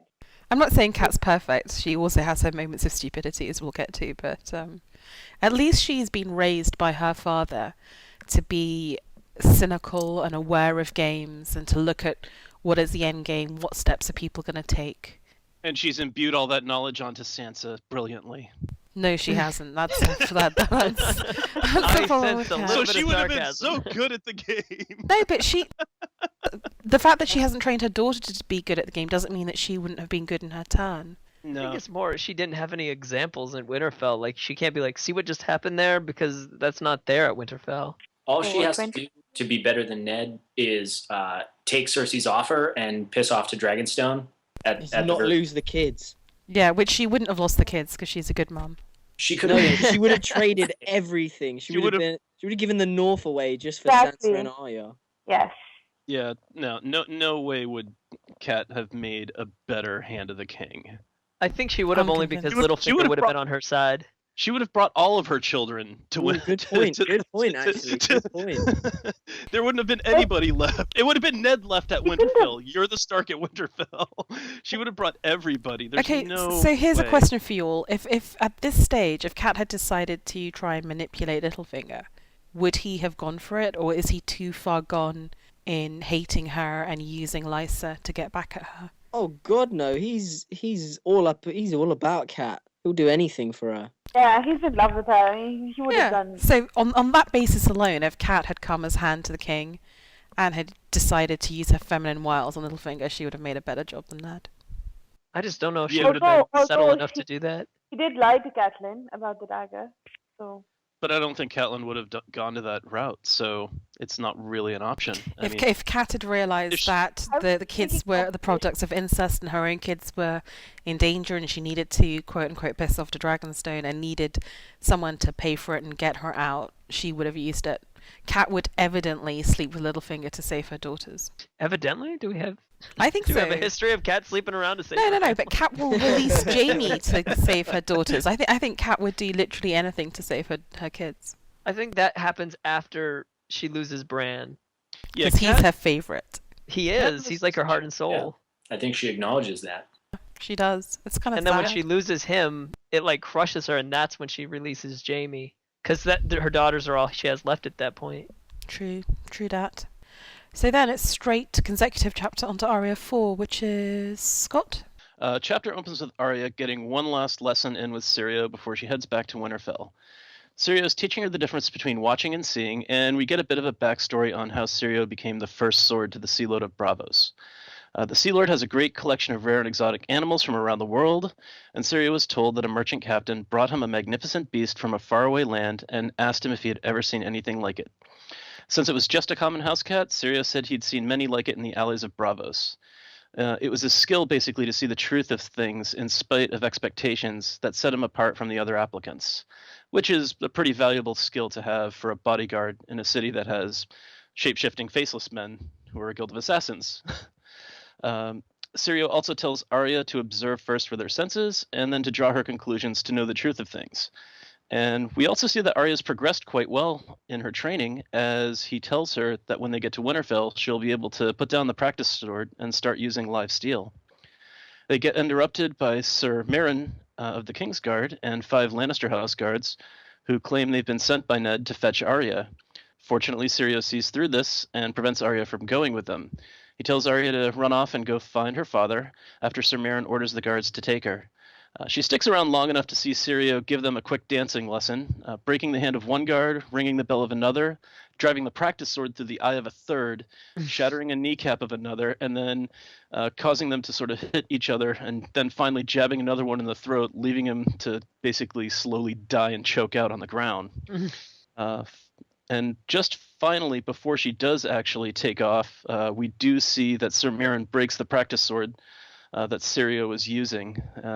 And in theory, Syrio dies off screen, but we don't really know. Arya ends up fleeing in a panic, running through the various rooms of the Red Keep while trying to recall her training and avoid the Lannister house guards. When she spies the Tower of the Hand, she noticed that the door has been forced and that there's a dead Stark house guard outside. She also hears the sounds of fighting within. Fearing for her life, she stealthily makes her way to the stables, where she discovers the Lannisters have killed more Stark men, including Hullen, the Master of Horse. Quickly, she comes up with a plan, to saddle a horse and ride north along the King's Road back home to Winterfell. While prepping, she notices the chest that she had stored Needle in, laying on the ground open. She goes to fetch her blade and some clothing for the journey, but as she's doing this, she's discovered by a stable boy who tells her not only that her father is dead, but that he's also going to turn her over to the queen and claim a reward for her. Arya warns the boy to stay away and manages to grab hold of Needle, which is still in the chest. When the stable boy grabs Arya, she runs him through, killing him. In a panic, Arya goes back to prepping the horse, but realizes her plan will fail as the gates will be closed and guarded. Hashtag smarter than Ned. That's right. Arya is attempting to piss off to Dragonstone, but only coming across one small inconvenience. Fortunately, she recalls the secret passageway out of the castle she accidentally found when she overheard Illyrio and Varys plotting. It takes her some time, but eventually she does manage to make her way back down to the chamber where the dragon skulls are stored. And along the way, she manages to overcome her fear of being caught, as she had to calmly walk across a couple of open areas, and also manages to steal some candles from a sept. Standing in a dark room, Arya recalls the stable boy that she killed earlier in the day, and recalls a time back in Winterfell when Robb and Jon played a prank on her, Sansa, and Bran. Robb led them deep into the crypts below Winterfell to a place where he told them that the dead walked. Jon, covered in flour, lurched forward, moaned, and called out for blood, scaring the crap out of Sansa, who bravely fled back up to the top in Winterfell, and Bran, who started to cry. Arya punched Jon for making the baby cry, causing all of them to have a good laugh. Drawing strength from the memory, Arya comes to grips with the fact that she killed the stable boy, and this sort of strengthens her resolve to make her way back home. And the chapter ends with Arya just walking into the darkness, trying to find her way. You forgot the Obi-Wan moment. He's like, Syrio's like, use the Force, Arya. Oh, use Needle, Arya? No. He it scares her because she actually hears him talk. Another actually, that's talk. time travel Bran moment. Yeah, Whiteraven. No, nobody else noticed. Like you didn't. I'm surprised it didn't make the recap, rookie. Oh, she's recollecting it. Sorry, I went for the things that actually happened in the chapter, not the things you saw. You fucker! This happened. Wait, Whiteraven, that wasn't you doing the recap? No, I would have had it right. Oh, brilliant. No, she does. She like actually hears him talk because it scares her. I'm with Brett, and it breaks the usual way that Martin does like inner thoughts in italics. She actually the narration acknowledges that she hears in Here's her the head. name, She doesn't know if it's her own inner thought or if it's Sirio in her head or Bloodraven. Yeah, or Obi-Wan Kenobi. But why would it be Bloodraven? I wouldn't. It's Bran time traveling. I don't know Why what would it Bran is. sound like Sirio? It's Sirio. Well, it's Yeah, the line. She's it's the thinking back to the line. memory of She just Sirio. I know it's just weird the way it happens. Like I'm not saying that she actually heard someone talk, but it actually startles her and scares her because she hears it. And I just think that's an interesting case. Like that never happens any other time, I don't think, to her. But like it says like calm as still water, one of his catchphrases. Well, there's like 50 of them that she goes through, like quick as a deer, calm as still water, Yeah, but the first one is what puts her on that. smarter than Ned. There's a Yeah, bunch of them. smarter than Ned. But The when she's first done- one though. That's not really a skill. It's just like a basic fact of life for every other character in the book, It's inherent. They're just except for born with it. Lysa. Does anybody have their book in front of them for like the actual? I don't have it with me right now. Yeah, bro, what do you want? Yeah, I have it. What was it that she heard?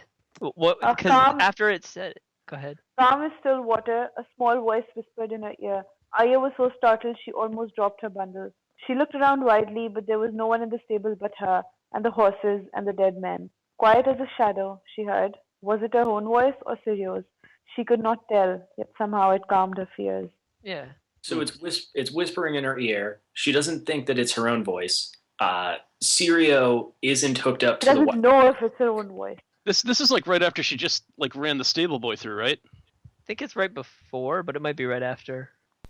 So Sirio is dead at this point. So basically, this is. Well, no, George- you gotta zoom out, and he's like hiding around a corner. He's like, "Calm as still water," He's using ventriloquism. He's across the yard, and then he shapeshifts into Jake and Hagar and gets caught and thrown into the black cells. Who No. then Ned Stark walks into and gets freed and takes his shape, and so Ned's actually alive still. Yeah, I don't buy that, but yeah. Oh no, but you could buy N plus L equals J. I don't think that Shit, gold over here. I don't think Jaken is Serial Pharrell just because of the timing of it, but I like the idea. Do you know what I mean? Anybody? I don't. Sirio's dead. Yeah. Yeah, I think that's probably the case, but I like the idea of him like coming back and Yeah, because he's That's- cute and he's a fan favorite and blah blah blah. But he's dead. If Yeah, you he's actually, toast. needed to say that Sirio lives. he's like the only First Sword of Bravos or Sea Lord of Bravos who or any of those sort of high-ranking Bravosi officials who's named. Like none of them actually do anything except was it they're present for the Viserys Arianne pact. He's dead. Wait, what? I'm confused, Noah. Why does the Yeah. fact that none of the others are named mean that he's dead? What about Tycho Naharis? He's named. Because yeah, but he's a banker. Bankers are important. Well, Clearly. that's what What's wrong with Bravosi bankers? revere. I will refrain from answering that question. We will move on to. Arsenal, Spurs, bankers. Wow, banker Noah's also haters. taking over hosting duties too. He's he's I don't know, the Bravosi, the officials aren't even named. It's just a random Sea Lord. I'm just saying that these Bravosis aren't that important to the story. It's like, So, like- Sirio's dead. So the Bravosi aren't important to the story at all. Well, no, all right. You put words in his mouth. The Iron Bank of Bravos is going to be super important in the next book whenever The- that's released. The Sea Lord and the First Swords, they're just, I don't know. He makes a big deal out of it, and it's like, yeah, big deal. Is there much about Bravos and these guys in the Worlds of Ice and Fire? Yeah, it's a former city where a bunch of slaves that were bound for Valyria ended up. And so they ended up staying there in secret for a long time. And then because we're from all over the world, there's a lot of different cultures and a lot of different languages spoken in Bravos, but Valyrian's the main language. So that's why they have so many temples to various gods in Bravos. And do the magic they're run America. strong there? I mean, Melting pot. Sure. I should read the book. Not that I don't trust you all, but I should read the book. No, basically a Sea Lord's elected like every now and again, and then they get they hire whomever they want to be their first sword, and then after a while they're out. But who, like, is the Sea Lord just like the governor, or is he just like the military leader, or are they the same thing? He's like the mayor. He's like the Yeah, governor. yeah. Okay, so the fact that he's called the Sea Lord doesn't mean like he's, roaming the seas in a flotilla of ships. No, No, it's not like the Shit. Pirates Like- King. No, he basically just has a big mansion. That's a lot and less fun. He's got a menagerie and just a bunch of other shit there. He doesn't Yeah, even have a it- menagerie. He's it's got also- a fat tomcat. It's part of his menagerie. Just Yeah, like an 'cause- overfed series of household pets. Yeah, it's Is also this the where part where he talks about the raptors, like it's like lizards that run around on two legs or something like that. Yeah, and they have scythes for hands or something like I that. thought you said Yeah, yeah, yeah. raftars. Too I much said Star Wars. raptors. Yeah. Anything else on this chapter? Arya's first murder. Did we not discuss that?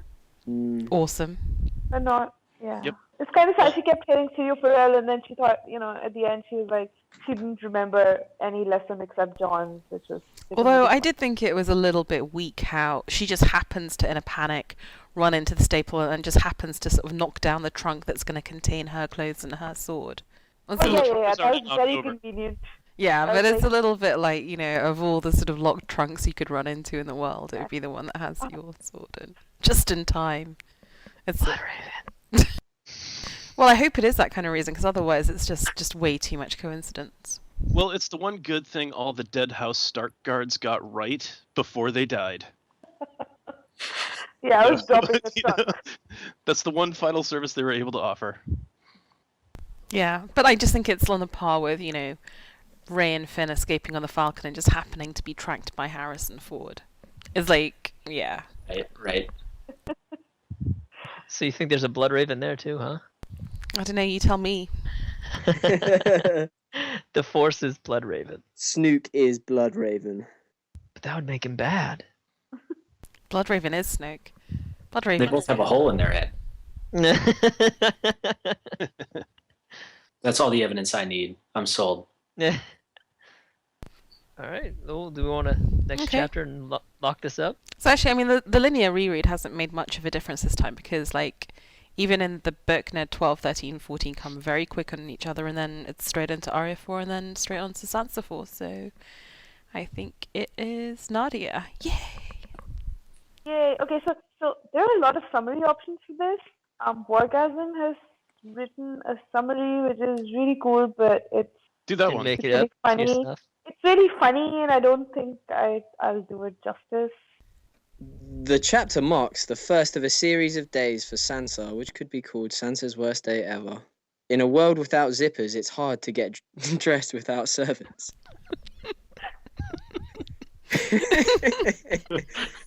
She is frustrated with Jane Poole for being a one-note friend, and crying gets old after a day. Jane should count herself lucky. Most of the time, children end up becoming Warlart when a Clegane comes a knocking with a hammer. On the second day, the bells begin ringing, and she knows King Robert is dead. That night, she dreams of being Joffrey's queen, not yet realizing the nightmare that would have been. On the third day, Sir Boris Blount came to get her. Apparently, being a lady means lying a lot. She goes on to think how ugly this guy is.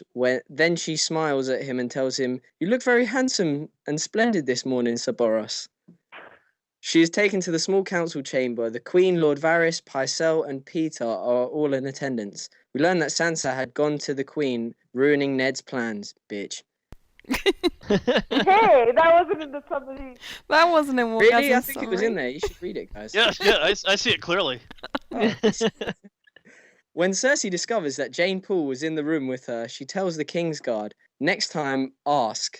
Apparently, dragging frightened children from their homes is to become part of their regular job description. Jane's new career of a teen sex slave begins today. Ooh.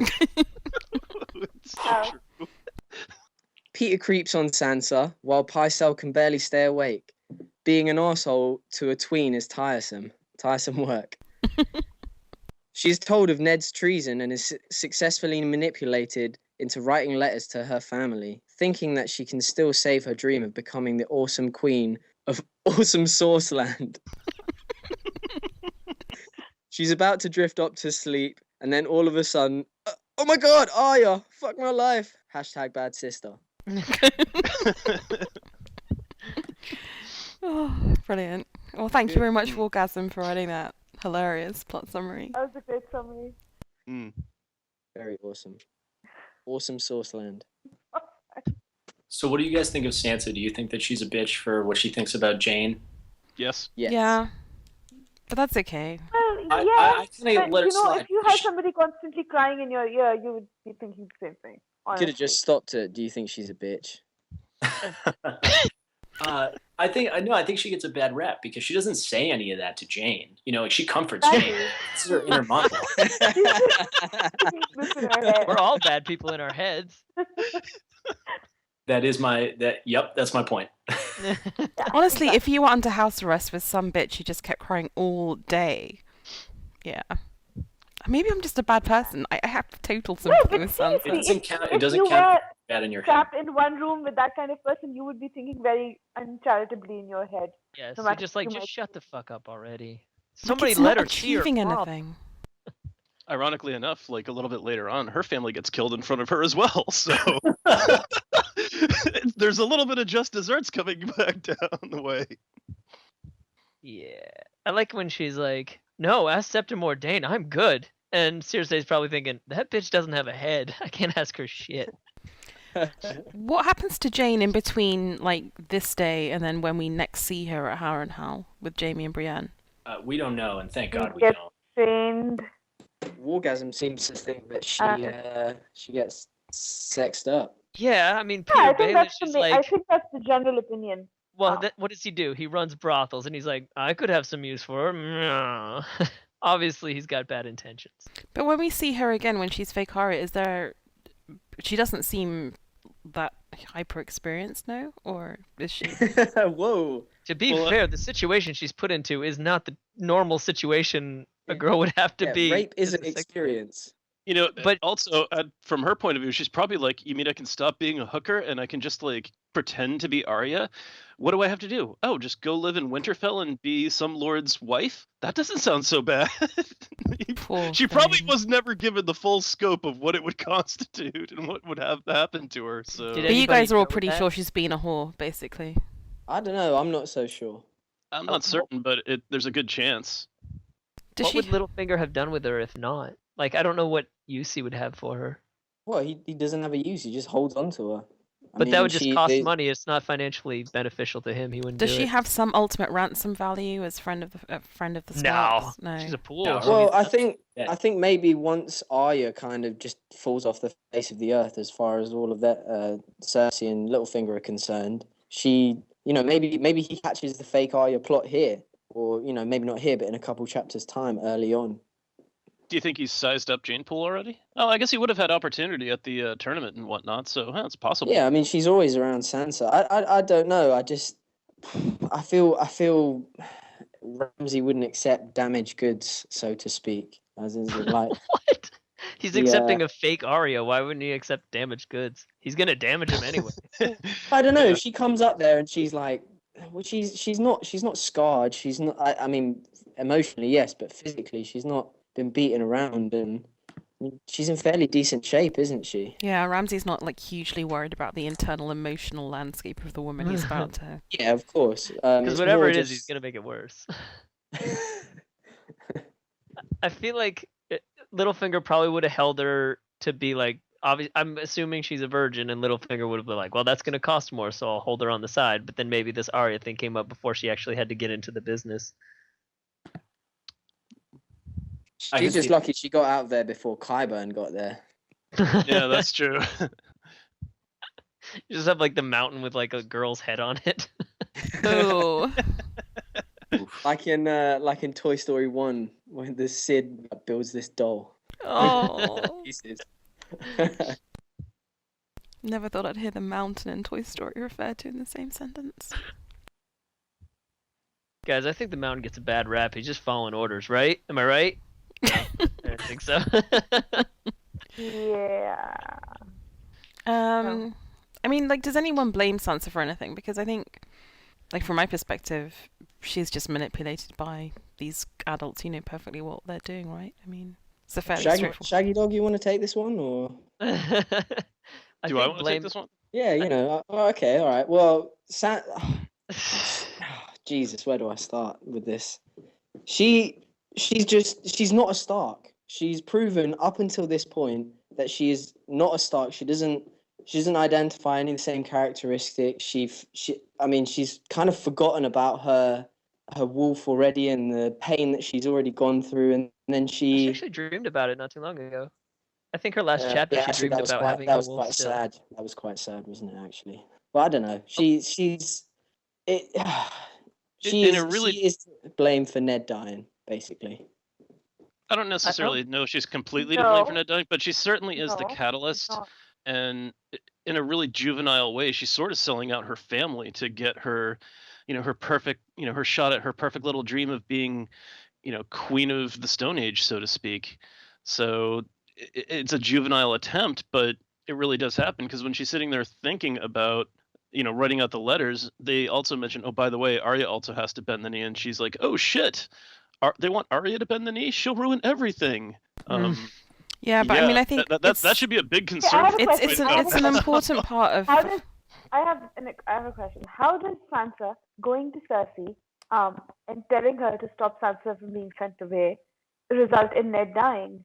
Ned dies because he refuses to bend the knee to Joffrey, right? Until the very end, right? And Ned is the one who goes and tells Cersei about his plans, not Sansa. Sansa only tells Cersei that she is being sent away. She doesn't give away any of Ned's plans. Basically, what happens as a result of Sansa going to Cersei is she loses her own freedom. It has nothing to do with what happens to Ned. Yeah, but Cersei also gets tipped off that there's a boat by Sansa because Fat Tom gets caught. Fat Tom was given the letter by Ned that was to be sent to Stannis. So, yeah, actually, in a roundabout way, it does kind of fall down on that. But she couldn't have possibly foreseen those results. True, but it's a crucial point. Ned's lost a lot of his men. The king's dead, his only ally left in the city, and he can't even rely on his own family just to, keep quiet. He should have, like he told Arya, like he explained everything to Arya, he should maybe have tried to explain it to Sansa as well. Whether she understood it or not, that would have been a different thing, but he should at least have tried to explain it to her. I mean, he did explain it to Arya, and she's 2 years younger than Sansa, right? Yeah. He tries to explain the danger that she's in. By all accounts, Sansa is a smart, bright girl.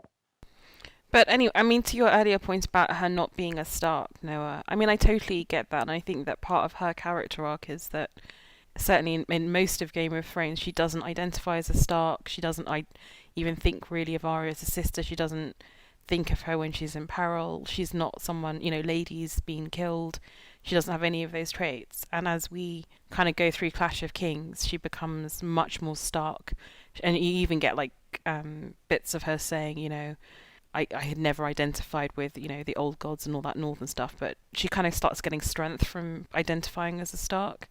So I think it's fine, all the stuff that you can criticize Sansa for, I think some of it is really valid in this book. I think it's just, sometimes you have to have these characters like Jaime that have lots of flaws to have them become the more interesting characters as you proceed. Yeah, no doubt, and that's what, I mean, agreed. Certainly for me, that's one of the things we love about the series, is how George can just transform your opinion of these characters who, fuck up hard, but then they claw their way back into your hearts. Exactly. And that's why I think things like, being shitty to Jane and not having empathy with her. Like, Sansa starts off as having very little sympathy for other people. And it's only when you get into the latter stages of Clash and into Storm of Swords that she starts becoming much more self-aware, much more, emotionally aware of what's going on around her, and much more sympathetic. And then you get, end stage of what we've currently read, where she's becoming a real game player. So it's a weird thing. I think people judge her too harshly for her mistakes in Game of Thrones, but I think they judge her rightly that she is very self-involved, incredibly self-involved. But that's okay from my perspective, because it kind of gets overturned. Like an 11-year-old. Yeah, hence I sent you through that rather geeky list of quotes, which is when we were doing Feast Dance and we were doing character rereads, I did Sansa, so I kind of just did the Sansa through the books, because it was easy. She only gets like 3 or 4 chapters in each of the other books. But like, I think that's another important point. Like, relative to other characters, we don't spend a lot of time in her head, and when we do, we get this kind of like snarky, self-involved stuff. But you know, she's Until only the end. yeah, exactly. So up until this point, we're not getting much time with her to really know what she's like. Well, that's why I said it was sort of a juvenile attempt at selling out her family, or a juvenile result of selling out her family. There was no real maliciousness there. It's not like, Littlefinger's betrayal or anything like that. It is just a juvenile thing. So it's not like she, had any ill will towards them. She was just trying to stop something she wanted from being taken away from her, and therein kind of lies the immaturity problem. But she wouldn't have seen it selling out. It's not like she would have gone to Cersei and said, "I'm not getting on the ship to go home." Would have been, "I have to get on the ship to go home because my dad's making me, but I want to say goodbye to Joffrey first." No, I think it would have been more of, they're taking me away from all of these things that I love, and I'm going to be stuck marrying some actual lord instead of actually being the queen. That's kind of a downgrade for your future life status. Yeah, but it's not negative to her. It's sort of like, I don't know how to describe it. It's massively negative to her. She went apeshit on her dad. Yeah, to her, and, but not her family. Like, she's not thinking of doing something negative to her family at that point. She's just thinking of protecting what is good for her. So it's self-involved, but it's not like necessarily in her head anti her family.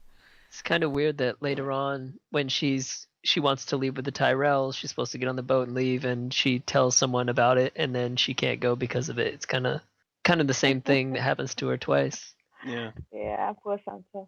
Sabotages her own well-being. Well, Ned can't die twice, unfortunately. No, but Sir Junkwell could. What was his name? What was the dude's name? I forget. Dantas. Dantos. That's right. Sorry, my bad. Followed. He dies over it.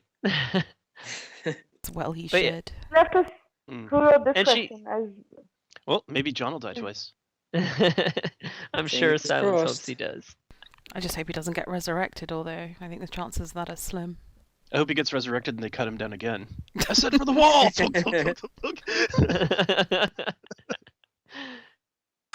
Well, I did have one defensive point for Sansa. She's been completely raised to believe that this is the best she can ever hope for.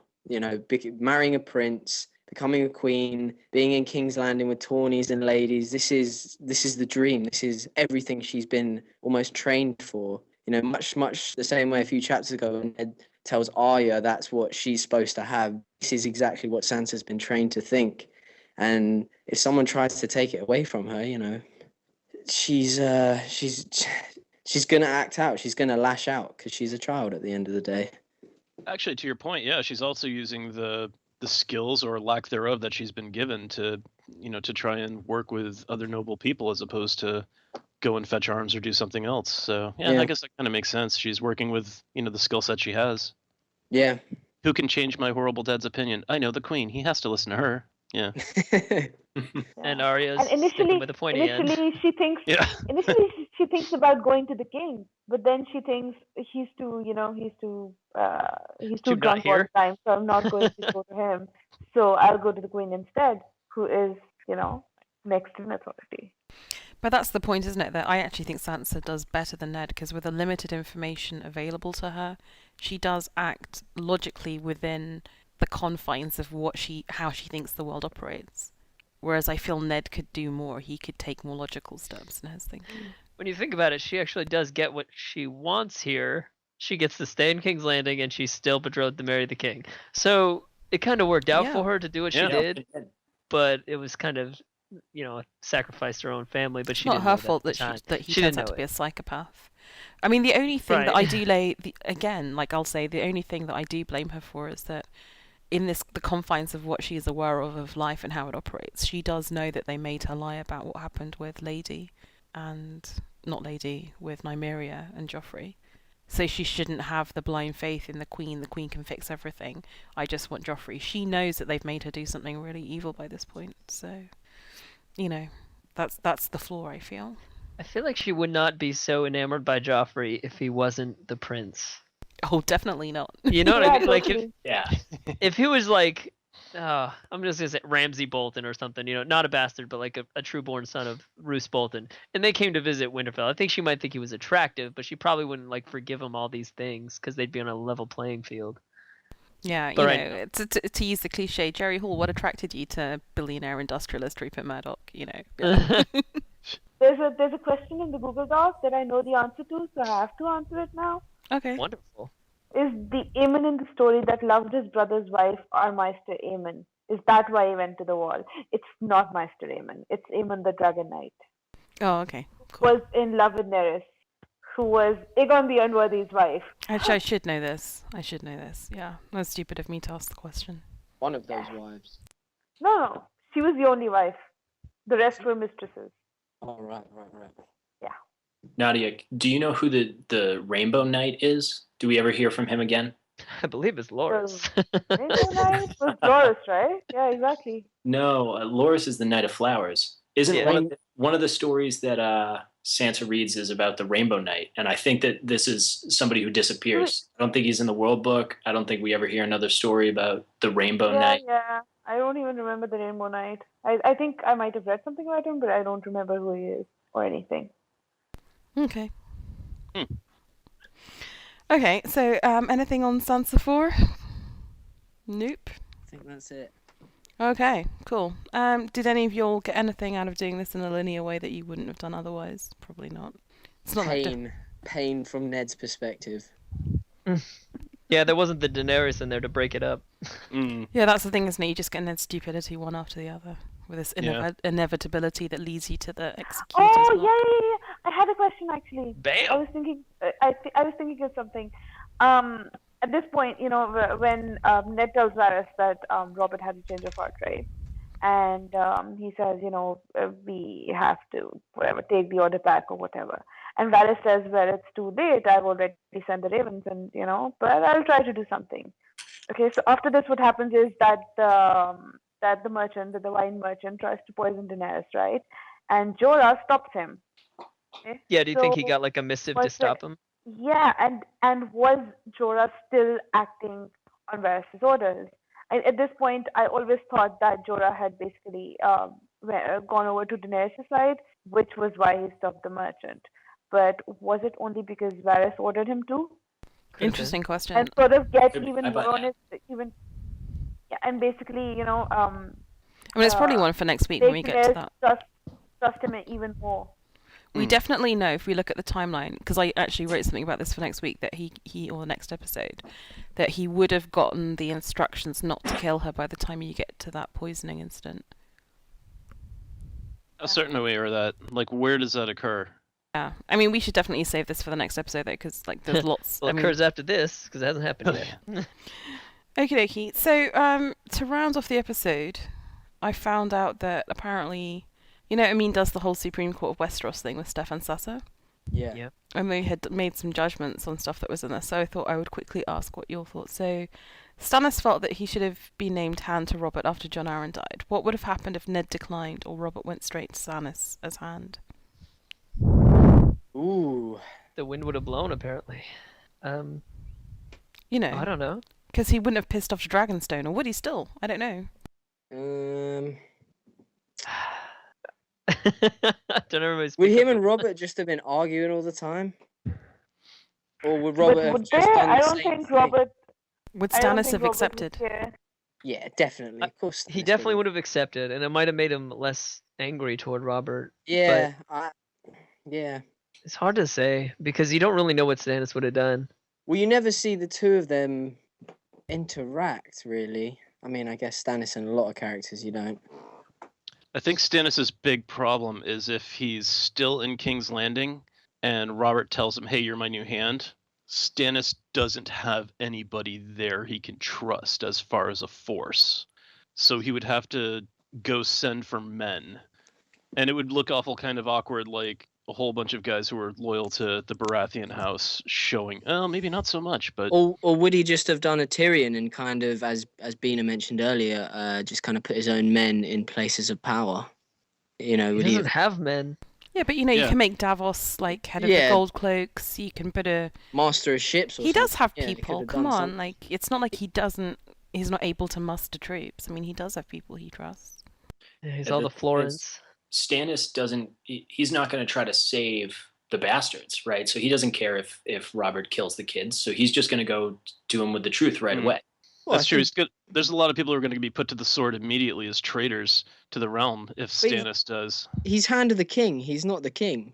Yeah, and it's But Stannis. Robert doesn't care. Robert's not. He's hands off. If he declared Stannis king and Stannis was like, okay, well, first thing I'm going to do is execute Littlefinger. Robert doesn't give a shit. Yeah, but Depending on what Cersei said, because he doesn't want that woman talking in his ear. Cersei wouldn't have a whole lot to say because she'd be getting run through.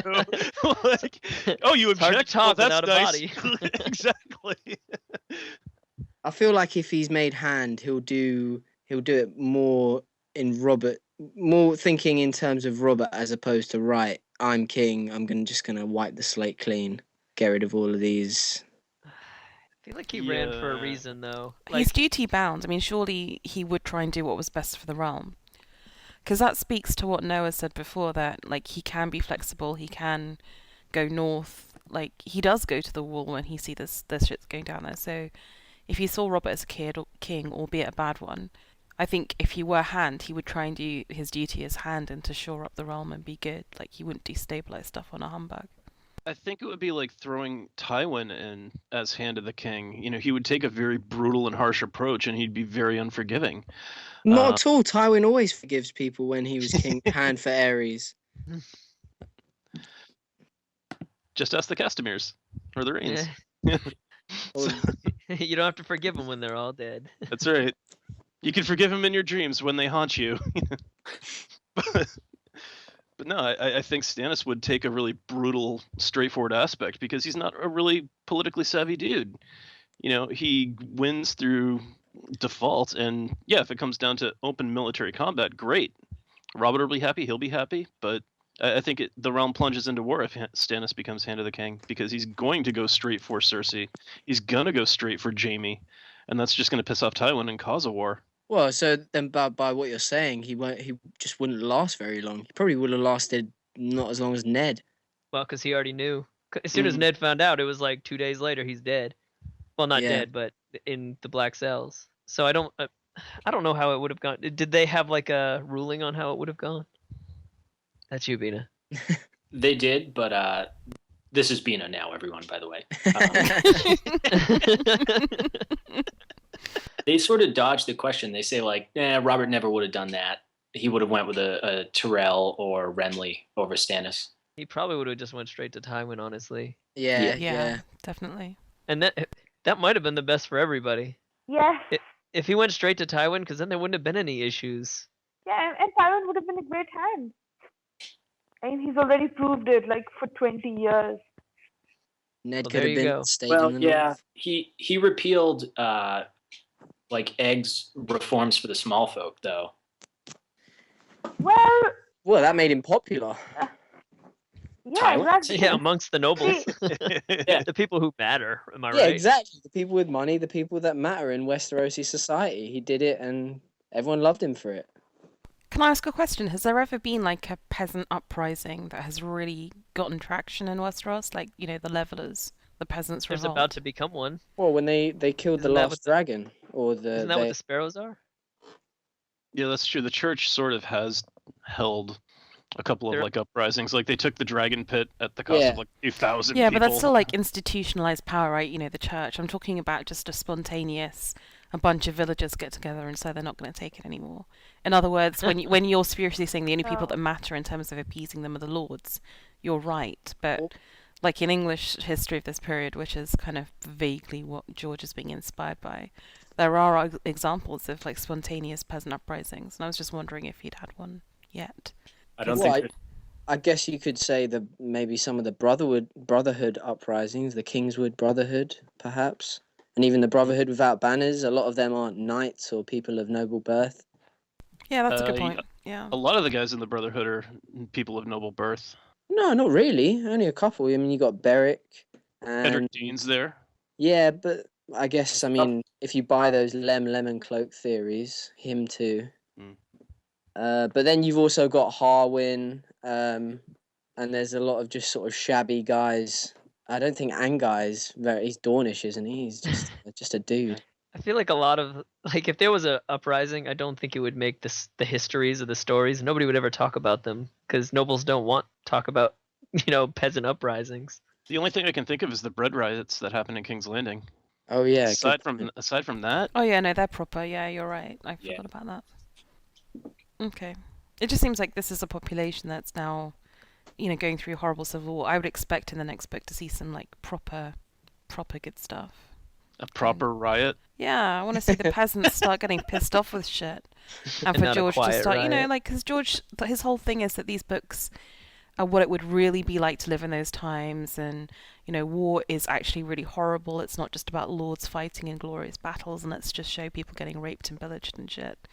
So I think he should have a real good peasant riot going on in the next book. Well, I think it will get one, but it won't be secular, right? It's going to be organized by the faith of the Seven. Yeah, in which case it's not a proper peasant riot. It's just like they're being used as a tool of some establishment guys. I feel like we see it in the east somewhere. Does that ring a bell for anyone? No, those people are called Dothraki, not rioters. Isn't there like talk in Volantis that all the slaves are going to rise up for Daenerys? I don't know. Yeah, they're ready to have a proper riot in Volantis. Yeah. They're waiting for Daenerys to arrive in Volantis. The riot doesn't start till Dany walks in. Yeah. Okay, and then there was another question that went to the Supreme Court was, would Robert have killed Cersei, Joffrey, Myrcella, and Tommen if he had found out as Ned feared? Oh, yes. I mean, definitely yes, right? I don't even see why that's even a question to the Supreme Court. Yeah. I don't know. I Would he feel have maybe accepted these it? years have softened him. Would he have accepted it? I guess Really? would be the question. He did order Daenerys' execution. Yeah, but that's a Out real of sight, that's out of a mind. that's a really cowardly thing. That's kind of the opposite of Ned's the man who passes the sentence swing the sword. This is a young girl thousands and thousands of miles away. It's not a young girl that you've raised as what you think is your daughter. I know Robert doesn't don't care much think for the kids. Sorry, what? I don't think he's been raising the children, honestly. No, I don't either, but still, it's got to be hard to... I mean, he's not going to look him in the eye, he's Robert, but I don't know. I don't think he would have accepted it coming from Ned, even with that kind of... The proof, I'm using quotation marks because you can all see that. The proof that he had was I mean, it was there, but it's kind of weak either way. Do you know what I mean? He's like, well, all of them have blonde hair, and if I'm Robert, I'm like, well, lots of kids have the different hair than their parents. Look at your daughter there; she's got red hair, and it's just I don't think Robert would want to see it. Yeah, and Ned rolls out like 15 of his bastards. Okay, pick the blonde one. You can't. And then he's like, well, I don't really like blonde women, so. I think he might have spared the children just out of, I don't know, but he definitely would have killed Jaime and Cersei. He may have spared them, but hard to say. I think he might have killed the kids if Ned went to him at any point other than on his deathbed. On his deathbed, he's like changing his mind about Daenerys. So it'd be interesting. In that moment, he thinks he's being punished by the gods for trying to kill a child. What does he say to Ned on his deathbed if he had revealed it then? That's a good question. I don't think it matters. I don't think. I mean, his last wishes didn't go through anyway. Even if he was like, "Oh, thanks for telling me, Ned. Go murder them." I don't think that would have guaranteed their safety. Yeah. I don't think even if he'd ordered them killed, Ned would have done it. No. I bet he might have legitimized some of his bastards, or at least Eddard Storm. I don't in think that so. case. If Ned went through him with the proof and he was like, look, here it is, and he might have, but on his deathbed, maybe not. But legitimizing Eddard Storm and naming him his heir may have happened. Nah, he would have been like, well, get me a new queen and I'll make a new legitimate heir. I heard that Tyrell girl looks just like Lyanna. I mean, that's the point, isn't it? He wouldn't have given a shit about getting rid of his kids because he's basically almost being softened up by Renly to marry Marjorie and have new kids anyway. He's already fertile the enough. seed is already planted in his mind. The seed is strong. Yep. Yeah. We don't really have to do this question because I guess it's the whole episode we've just recorded, but what was Ned's biggest mistake? Nothing. He did just nothing. going to King's Landing in general. Marrying Kat. No. Yeah. Come on. Amin says his biggest mistake was he should have taken a larger hands guard to King's Landing. He should have put his own people in positions of power. He shouldn't have sent away his guards to deal with Gregor. But I mean, it's kind of Pretty much what That we've can't been all be discussing his for the biggest last mistake. 3 hours. yeah. His biggest mistake was just accepting the handship, and because he was in no position to do it. Like, he knew nothing Yeah. about what was going on there. He was so unqualified to be the hand of the king. That was his biggest mistake. He doesn't do that. Probably Tywin ends up being hand, and everybody lives happy for another 20 years. Maybe not even happy, but he just stays in the north. Things stay fine, and he can deal with the others' invasion. Okay, Right. so his account. So say he says no because he realizes that's just not something of interest to him. He stays in the north. Tywin is hand of the king, or Jaime, or whoever, some Lannister stooge. Cersei goes ahead with her plan to have Robert offed because she fears that Margaery is going to replace her. She then becomes kind of Regent. Joffrey is a douchebag, but word eventually gets to Ned that Robert was killed. Well, then he's in a better position to start an uprising. He's not in the middle of the Viper's Nest. He's in the north. He can call the banners, go down to the neck, fortify it, and, try to get some other lords to get on his side. But right now, he's in the worst position he could possibly be in to be in that situation. Yeah, it plays to his strengths because basically he's a great soldier and a terrible politician. So in that case, he can get a battle plan together. He'd actually be qualified for that, and being around men that trust him, or he trusts. Yeah, Ned in his He's got an home. excellent track record. Ned in his home state is really strong. Mm. His like home and away kind of gap is particularly wide. Like I would be willing to say that he has the most respect out of all the High Lords in his kingdom. well, maybe Doran Martell. I don't know. I don't Maybe think the he does. The Tyrells seem to be pretty tight within their own within Highgarden. So Oh, not Tyrell. I mean Doran Martell. Sorry. I don't know about Obviously. because the Martells, they're all saying like you didn't do anything when the Queen died. Everybody doesn't like him because he didn't act, and that's why everybody likes the Viper because he's gonna go do something about it. I mean, I And don't as like fa- him. I don't like him more than I don't like Ned because I just feel if you have this cunning master plan, you have to let some people fucking know about it. It's like, Doctor Strangelove, when he's like, the whole point of having mutually assured destruction with like this huge machine is you have to tell the opponents, otherwise it's pointless. Imagine if Ned had some crazy master plan that gets revealed in like A Dream of Spring. Then we'd all feel like idiots. Not me, Don't I feel know like Ned was Neds. right. I just feel like in the north they have like the whole, you have to be like together to survive. In like the Riverlands or in like Highgarden or something, those people, they're fine. Like everything's always okay there. It's nice weather. You don't have to worry about winter when it comes. In the north, they have to band together to survive. So that's why I think they have a tighter knit group up there than they do in any of the other kingdoms. Yeah, the pack survives. But they sound like not much fun. Winter is Although how coming. anyone Woe survives is me. Riverlands is beyond. If you had to go spend a week in any of the 7 kingdoms, which would you pick? Dorne. Not the Riverlands. A week? Iron Islands. But they sound pretty boring and earnest as well. at what point in time? Ooh, yeah. Like this this week of that we've been discussing, October 298. Well, not King's Landing. I don't want to fucking die. Don't want to be in the Riverlands either. It was just more a question of like which kind of culture would you like to hang out in, I guess. Like I would be with the Tyrells because like you get loads of food, loads of booze. Everything seems to be pretty cool down there. Everything's happy-go-lucky. Get to hang out with the Queen of Thorns, who's just awesome and badass. I don't know, I guess to me it'd be like what I want to see the most, not necessarily the political area. I mean, I want to see the Wall just because it's baffling to me how something like that could possibly exist. I'd like to see Winterfell because it doesn't seem possible. Like, would they have plumbing in the walls? Yeah, I don't think so, George. But whatever. It's neat. Casterly Rock sounds amazing. Always with you and the bidets. Is there plumbing? Can I refresh myself? So? No, it's not bad. I'm just pointing it out. And I think I'd like to see a werewood tree, and know if any of the other ones you get to see that. Just these ancient trees that have faces in them and they cry, and you can climb them. That'd be fun. Aw. I definitely wouldn't want to be in the area, although I would like to see the castle. I don't know. The area is like one of the only places that's like really safe. Yeah, but it's miserable. It's Not safe from miserable, that and it's run by a crazy- psychopath, so no.